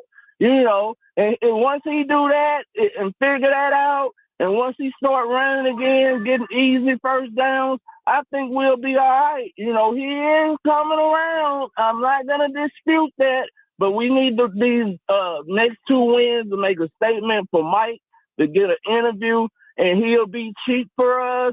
He'll be cheap. He might work for free. I don't believe that we should go out and get a loser to come in here with a losing record. They need to be above 60% on that. And I love y'all. Y'all have a good day, okay? Thank you. Thanks for the call, Trey. Love the Cam Ward, love you too, Trey. He's our favorite. Does Trey not know Mike McCoy's overall record as a coach? Well, apparently he's going to work for free. Yeah. So he's basically the problems are solved. That's what he said. He said he might work for free. Lots to unpack there from Trey. Yeah. The Cam Ward stuff, at least he said that he thinks Cam's coming around. So, a little bit of Cam love there. I don't disagree with his idea of Cam's got to give his wide receivers a chance to go make a play, and I thought he did that better on Sunday. The Mike McCoy stuff, I don't know why this is Trey's new soapbox, but this is 2 days in a row that he's called in advocating for Mike McCoy to be the head coach. I really hope that Mike McCoy does not even get an interview. But if he wins out, maybe they do give him an interview. You can't hire Mike McCoy. You can't. That is just, it's not going to be you can't sell that to the fan base. And I don't think he adds anything to this team. You've got to find somebody who can set a culture. And I think it's gotten better since Callahan got fired, but it's uninspiring if you think Mike McCoy can be the head coach of this team moving forward. Yeah, I can't gravitate towards a Mike McCoy, run it back again. You just can't do that. Now, to the point of a interview, look, I agree with the point of if he does win out, maybe he does get an honorable mention of an interview, whatever it may be. The name I'm kind of intrigued about, and again, already on staff, and I'm curious to get your thoughts on this, Jake. What about Bill Hardigree? Do you think Bill Hardigree gets a little bit of an interview, not for a head coach, but just to be brought back to stay on this roster/staff? I think that's a consideration that the next head coach could have of, hey, this is the guy who has been in Cam's ear for most of his rookie season. He's been his main, point of contact. If they like Bo Hardigree, there can be a conversation there. Mike McCoy, there should not be a conversation at all. I saw Mike Herndon tweeted yesterday. He said, if Mike McCoy even gets a courtesy interview, we should riot outside of St. Thomas Sports Park. And I'm kind of with you on that. Mike Mike McCoy, nice enough guy, and hey, he has tripled the win total since he got put into the interim spot. Great for you. He is not going to be the long-term head coach of this team. There is just no way. Wes from Hermitage on the text line says, well, if Trey, who doesn't watch the Titans, thinks Mike McCoy deserves an interview, I think we all agree it has to happen, right? That guy knows ball. Yeah, sure. No, absolutely not. I just can't get on board with it one bit. Looking at this Titans team with under Mike McCoy, like, again, if he wins out, sure, give him a little honorable mention of an interview, but no, this team needs to start looking elsewhere because, look, if you have all this, eye candy of money that you're going into the offseason with and you have a top 10 pick potentially, that is the gift of a Christmas gift for an incoming head coach, not a guy already on staff. Yeah, the Titans have hired the last 3 interim head coaches they've had as the full-time head coach. I really, really hope there's no consideration given to making it 4 in a row. Antioch Ian on the YouTube chat, he said this a while ago, but I saw him on there yesterday saying hire Bones Fossil. I don't see that being a realistic option, but if you were going to give me one guy on staff and you said, hey, it has to be an internal hire to be your next head coach, I would think Bones Fossil would be the answer. Like, if I had to pick somebody from this staff to be the next head coach, it would be him. But the good news is the Titans don't have to pick somebody on their own staff. If Jake, if you had to, and I guess you already answered it, but if you had to pick one guy off this staff right now that only gets one interview, would it be over Denard Wilson, Bones Fossil, Bo Hardigree, Mike McCoy, whoever? What is that one like guy? For head coach or just for any job? We'll go twofold: head coach and also any job. I mean, it's Bones Fossil for both. Like, if I had to pick somebody on the Titan staff, like if for some reason, Amy Adams Strunk has a tinfoil hat on or something and is saying, I don't want anybody outside of this building coming in, we got to hire from within, is Bones Fossil, I would say. And then I think that needs to be an interview question to whoever you're talking to about this head coaching job. Would you want Bones Fossil to stay on staff? Because I can't go back to what special teams was before Bones Fossil. I can't do it. It's so nice to actually have hope when punts go in the air instead of dread. And I can't go back to pre-Bones Fossil Titan special teams. Yeah, I mean, just hoping somebody can catch the football or just calling a fair catch and let that bad boy just trickle all the way to the 2-yard line and somehow collect a 98-yard drive to score a touchdown. Yeah, I can't go back to those days either, Jake. No, I mean, it's gone from, oh, no, what's going to happen to, ooh, what's going to happen? And I can't go back. Please keep John Bones Fossil on staff. 615-737-1025 is the phone number if you want to text or call. Our phone line's driven by WilsonCountyHyundai.com. We will continue to take your calls. And actually, let's go back to our phone lines driven by WilsonCountyHyundai.com. Mike Gunn is on the line. Mike, thanks for calling. Go ahead. Hey, until they get rid of Amy Adams Strunk, the Titans ain't never going to go nowhere. If you look back at their record since she took over, it has went downhill every year. I mean, look at the trades they've made. Look at the coach that they fired. The best coach they ever had is it well, I've gone brain dead, but anyhow, he's going to end up probably in the Super Bowl this year with his team. It's just, and the taxpayers that are paying for all the new stadium, the people of Tennessee deserve better than her. And I'll get off from here and let y'all talk about it. I don't disagree with you, Mike. Amy clearly has had her flaws over the last 5 years.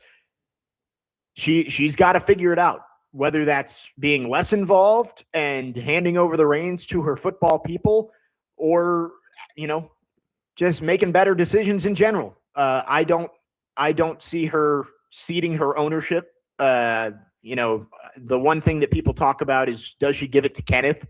And that's the only way that she's not going to be the owner. They're never going to sell the franchise, but maybe that's an option at some point, but I don't see the ownership situation changing anytime soon. Yeah, no, not one bit. Look, Kenneth, I think would be the only option, or whoever is in that, family tree of succession. That's about it. I think the first order of operations is what Amy should do to kind of went over some of the fan base, just free parking around the area of Nissan Stadium because it's god awful. Shout out to Mike and Donaldson. He's absolutely right. It's awful parking downtown to watch a team like this. Come on now. Let's start with that. That's rule number one on my list. I like it. And, they're not going to have much parking around that new stadium because I guess they're going to turn the spot where the old Nissan Stadium is into like an entertainment district. So tailgating will be at a premium when the new stadium opens up in 2027. 615-737-1025 is the phone number. If you want to text or call, our phone line's driven by WilsonCountyHyundai.com. We will look at Titans and Saints coming up next. Titans looking for back-to-back wins for the first time since November of 2022. Jake Lyman, Nick Frazier, Parker Kelly, next man up, 102.5 The Game.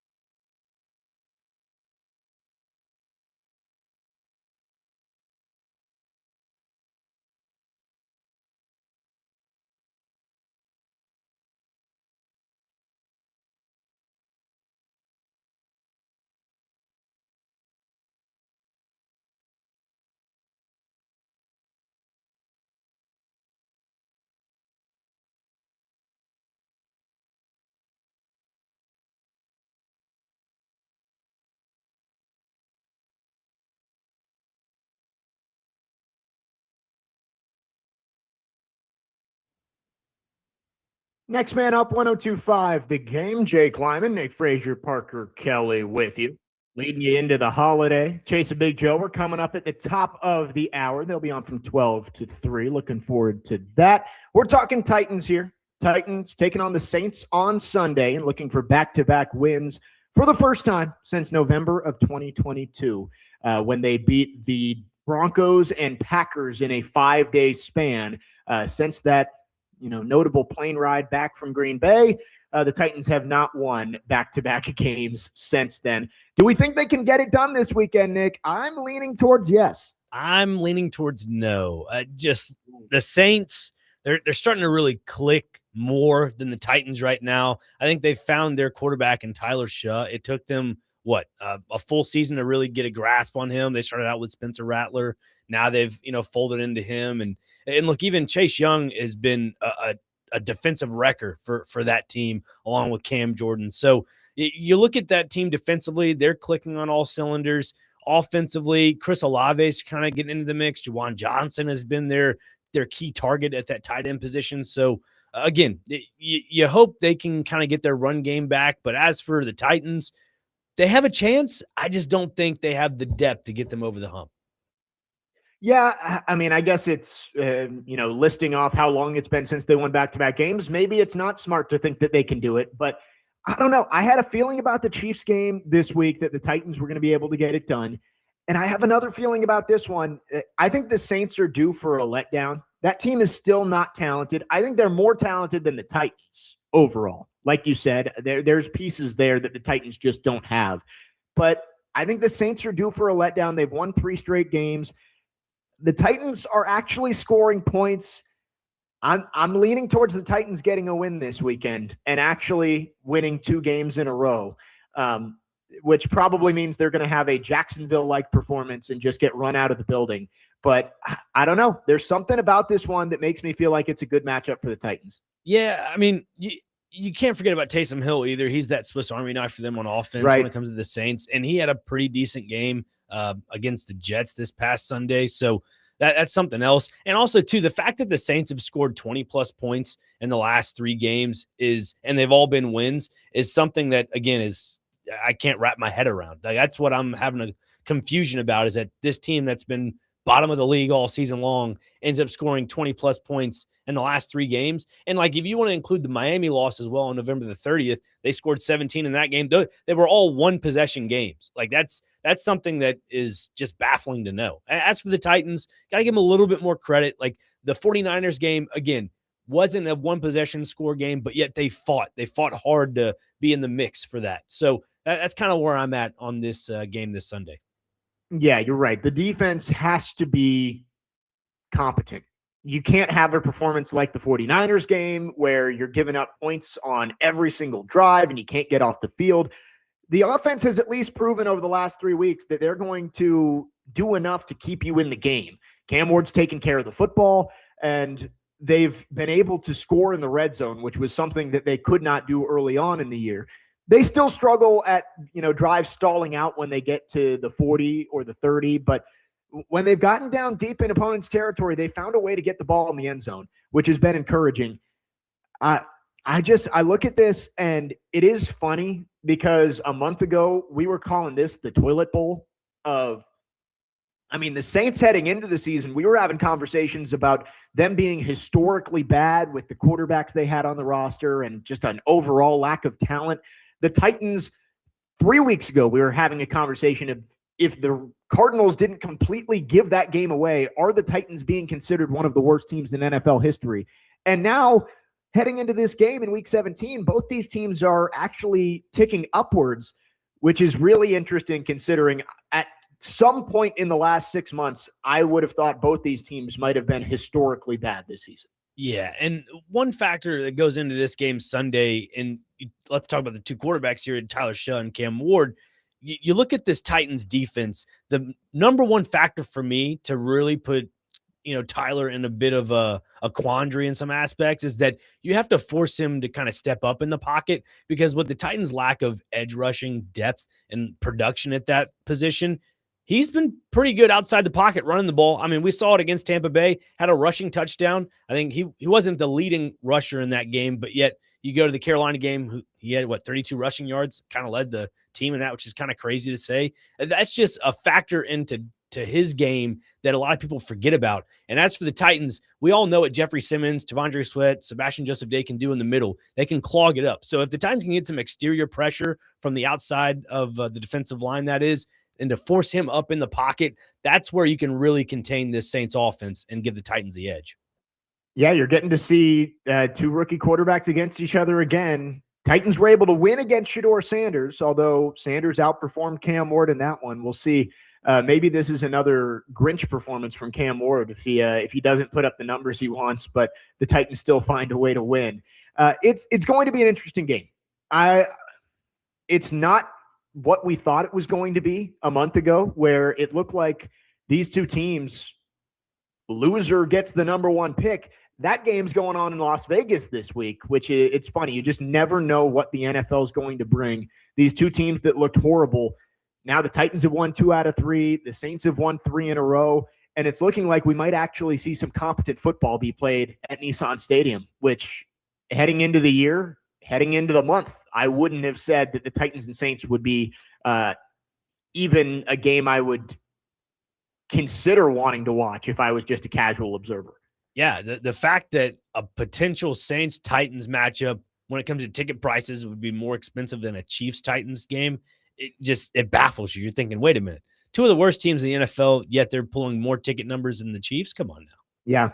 Yeah. Ryan in Florida on the text line says, Titans winning out, calling it now. I don't think they're going to beat the Jaguars. Who do the Texans play this weekend? Texans play, as I looked that up. Because the Chargers. They play, okay. So there's a chance that the Jaguars have already wrapped up the division, because the Jaguars play the Colts, and the way the Colts are playing right now, I would struggle to pick the Colts, especially if Phillip Rivers is starting a quarterback again. Not that he hasn't been okay, but, the Jaguars defense has been very opportunistic, forcing turnovers. I'm thinking the Jaguars win. And if the Texans lose on the road in LA, that would lock up the division for Jacksonville, and they would still have a chance to play their way into the number one seed. So I guess it'll just depend on what the Jaguars want to do. Are they going to play all of their starters? I don't see the Titans even playing better like they have lately. I don't see the Titans beating Jacksonville in Jacksonville if the Jaguars still have something to play. Yeah, I'm with you on that. Look, that's a team that, again, I think will be fooled into thinking they're going to get the number one overall seed because, again, mathematically it's in the cards, but do we all think it will happen? Probably not, but you just kind of look at the factor of the Colts losing last night. It now solidifies the Chargers, the Bills, and the Jaguars to all have a spot in the playoffs. So, again, it just comes to the factor of, do the Jaguars believe they will actually get that number one seed? In due time, we'll see. Yeah, that's going to be the question, is if the Jaguars have something to play for, which I guess they would, but what's the path, right? Do they think it's realistic? The Patriots play the Jets this weekend, and if the Patriots win that one, they could eliminate the Jaguars from the number one seed if they just beat the Dolphins in Week 18. So I guess it's a question for Liam Cohen of, do you believe the Dolphins can beat the Patriots in the final week of the season to give you a chance? And honestly, I would rather just rest the starters and say, you know what, we'll be the 2 or the 3 seed. That's fine. But at the very least, we're not going to get somebody injured fighting for what is probably an unrealistic chance to get that number 1 overall seed. Yeah, you definitely need Denver and New England both to lose one game just to be in the mix, and you have to win out if you're the Jaguars. But you're absolutely right, Jake. You hit it nail on the head. 615-737-1025 is the phone number. Cam Ward, Tyler Shuck, Titans Saints on Sunday. Titans looking for their 4th win of the season, could surpass their win total from last year, and back-to-back wins for the first time in over 3 years. We do have a triple header of games coming up on Christmas, and I want to get into that next, Nick Frazier, because this might be the worst slate of NFL games we've ever had on a holiday. And I know I would have to look back through the Thanksgiving games and all that, but we could have a trio of starting quarterbacks that I don't think anyone would ever expect in these games. And we'll get to that coming up next. 615-737-1025 is the phone number. If you want to text or call, a couple more segments on this Tuesday. Jake Lyman, Nick Frazier, Parker Kelly, next man up, 1025 The Game.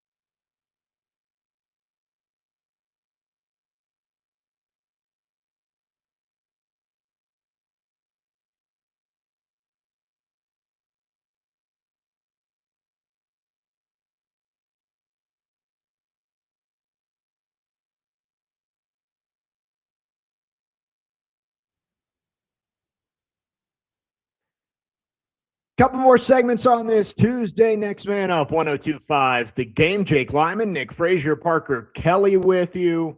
Leading you into Christmas Eve tomorrow. And again, this is our final show of the week. We'll be back on Monday, recapping Titans and Saints, all the action this weekend, and getting ready for the college football playoff quarterfinals. So all our shows on today, and then we'll get some best of and some great bowl games, some NFL games coming up over the next couple of days, including the NFL on Christmas Day. And I like the idea, Nick. I don't know, like you can argue, should the NFL be playing 3 games on Christmas? The NFL's holiday has always been Thanksgiving, and the NBA is really supposed to get Christmas, but it's become the new thing. Games are on Netflix and Amazon Prime.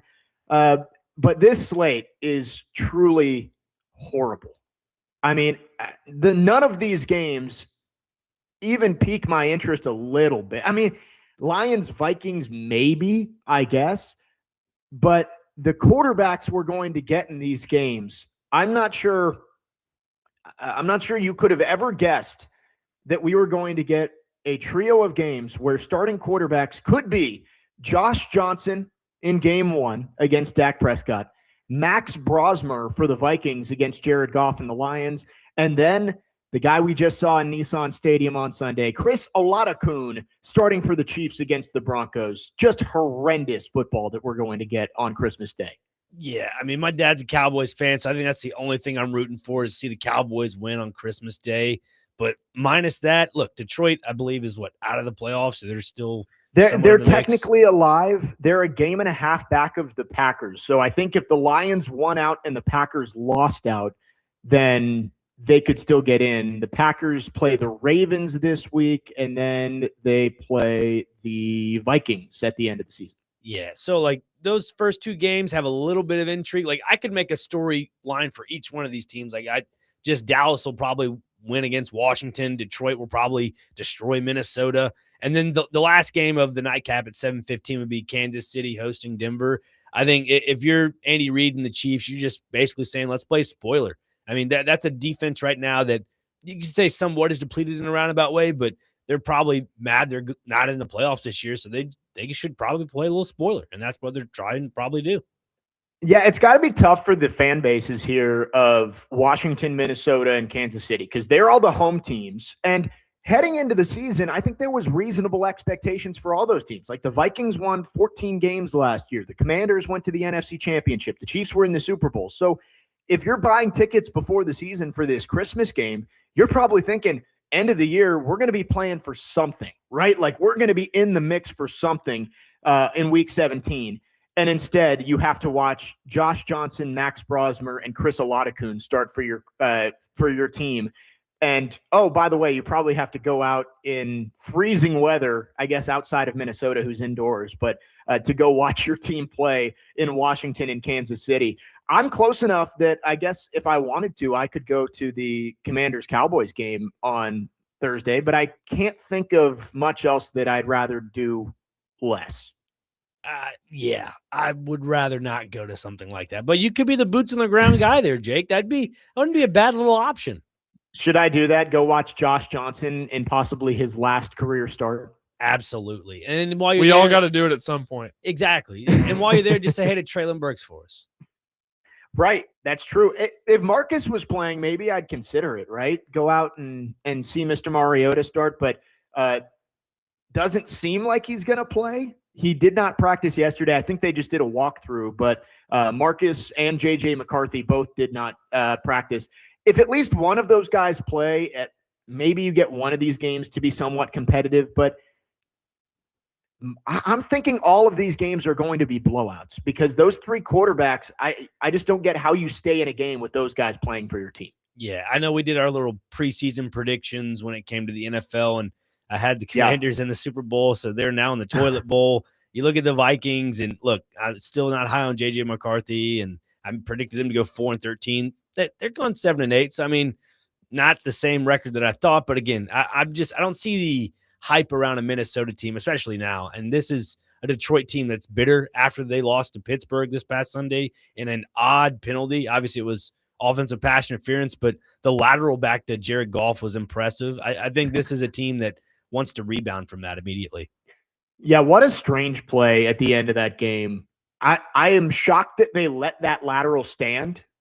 Like, you're supposed to call forward progress there, but I guess the issue with that is forward progress is not reviewable. So you could not review that in the first place. So maybe that was what they were protecting themselves from. They didn't want to end the game with a judgment call like that. But anyway, it ended up working itself out, and the Steelers got the win. The Vikings are one of the teams, I think, that is at kind of a crossroads heading into this season. Because you're right, J.J. McCarthy has not lived up to the expectations heading into this year. And it was basically his rookie season. He didn't play at all last year, was injured. Sam Darnold was starting. But for the Vikings, you didn't invest a whole lot in him. You took him with the 11th pick, if I'm remembering correctly, maybe the 12th pick. So it's not like you picked him first overall. Could Minnesota be in the market for a quarterback this offseason? Could be interesting. I think you kind of have to, because would you agree that the narrative on Kevin O'Connell is changing just a little bit after this year under J.J. McCarthy? Yeah, maybe a little bit. I think O'Connell might be where Kevin Stefanski was like 2 years ago. And so there's still time for him to dig himself out of it. But like you see Stefanski now, he's probably going to get fired after being the coach of the year in the NFL. And so we'll see. Maybe Kevin O'Connell just needs another year with J.J. McCarthy. And if I had to guess, I don't think they move on from him this offseason. But I definitely don't think it's set in stone that J.J. McCarthy is the week 1 starter for the Vikings in 2026. Yeah, and I'm not trying to look way too far into the future here, but obviously Daniel Jones has that Achilles injury with the Colts, done for the year. He'll be an unrestricted free agent after the season's over with. You wonder if not J.J. McCarthy, but Kevin O'Connell says, hey, you know what? Yeah. Let's reunite Daniel Jones, because, look, if that's a guy that you can kind of resurge your coaching career with, along with that player's career, I think that's a good little mix up there. I actually really like that idea. I hadn't thought of that before, because Daniel Jones, it's horrible that he tore his Achilles, because he was going to get a big-time extension from the Colts. I don't know if you can extend him now, just not knowing when he's going to come back and what he's going to be when he does come back. Maybe the Vikings and Kevin O'Connell, who had him on that team towards the end of last year, you bring him in on maybe a 2-year deal and let him sit most of this year, give J.J. McCarthy another season to try and prove he's the guy. But you can have Daniel Jones ready and waiting if that doesn't work out to be your bridge guy as you end up looking for the future franchise quarterback there. Yeah, because that kind of helps out with Justin Jefferson a little bit. It kind of eases his pain of not getting the same amount of targets, the amount of yards, so forth, all those contract incentives that were missed out this past season. And also, too, if he does do well with Daniel Jones at quarterback, if they do end up having some decent chemistry together, maybe the Vikings say, you know what? Daniel Jones has done some good stuff for us. And again, this is really far-fetched into saying this, but maybe the Vikings look into finding a trade partner for Justin Jefferson, because that's kind of one of the only ways to increase a wide receiver's value in a roundabout way, is a decent quarterback to help him with it. Yeah, I don't think Justin Jefferson is going to stay happy there too much longer. Some of the plays that he was making in Sunday's game against the Giants, I'm like, man, this guy is still the elite wide receiver that he's been. He just needs somebody who's better throwing him the football. And I think you can maybe get by with one more year with Justin Jefferson of not having great quarterback play, but I don't know how much longer he's going to be just content with, his numbers not looking as good, not competing for a Super Bowl. He's going to want to force his way out at some point. So that's an interesting point. The Vikings, that's a team that has a lot of big decisions to make coming up this offseason. Yeah. And look, if they don't want to make any roster moves to help out a generational wide receiver like that, that's their loss. That's just poor management. And look, that's a team that has a lot of, or franchise that has a lot of upside that is just being overlooked a little bit. I mean, if they can figure out the quarterback position, this team could be a contender, not for the Super Bowl, but definitely for some sort of NFC division and or just a deep run at the playoffs.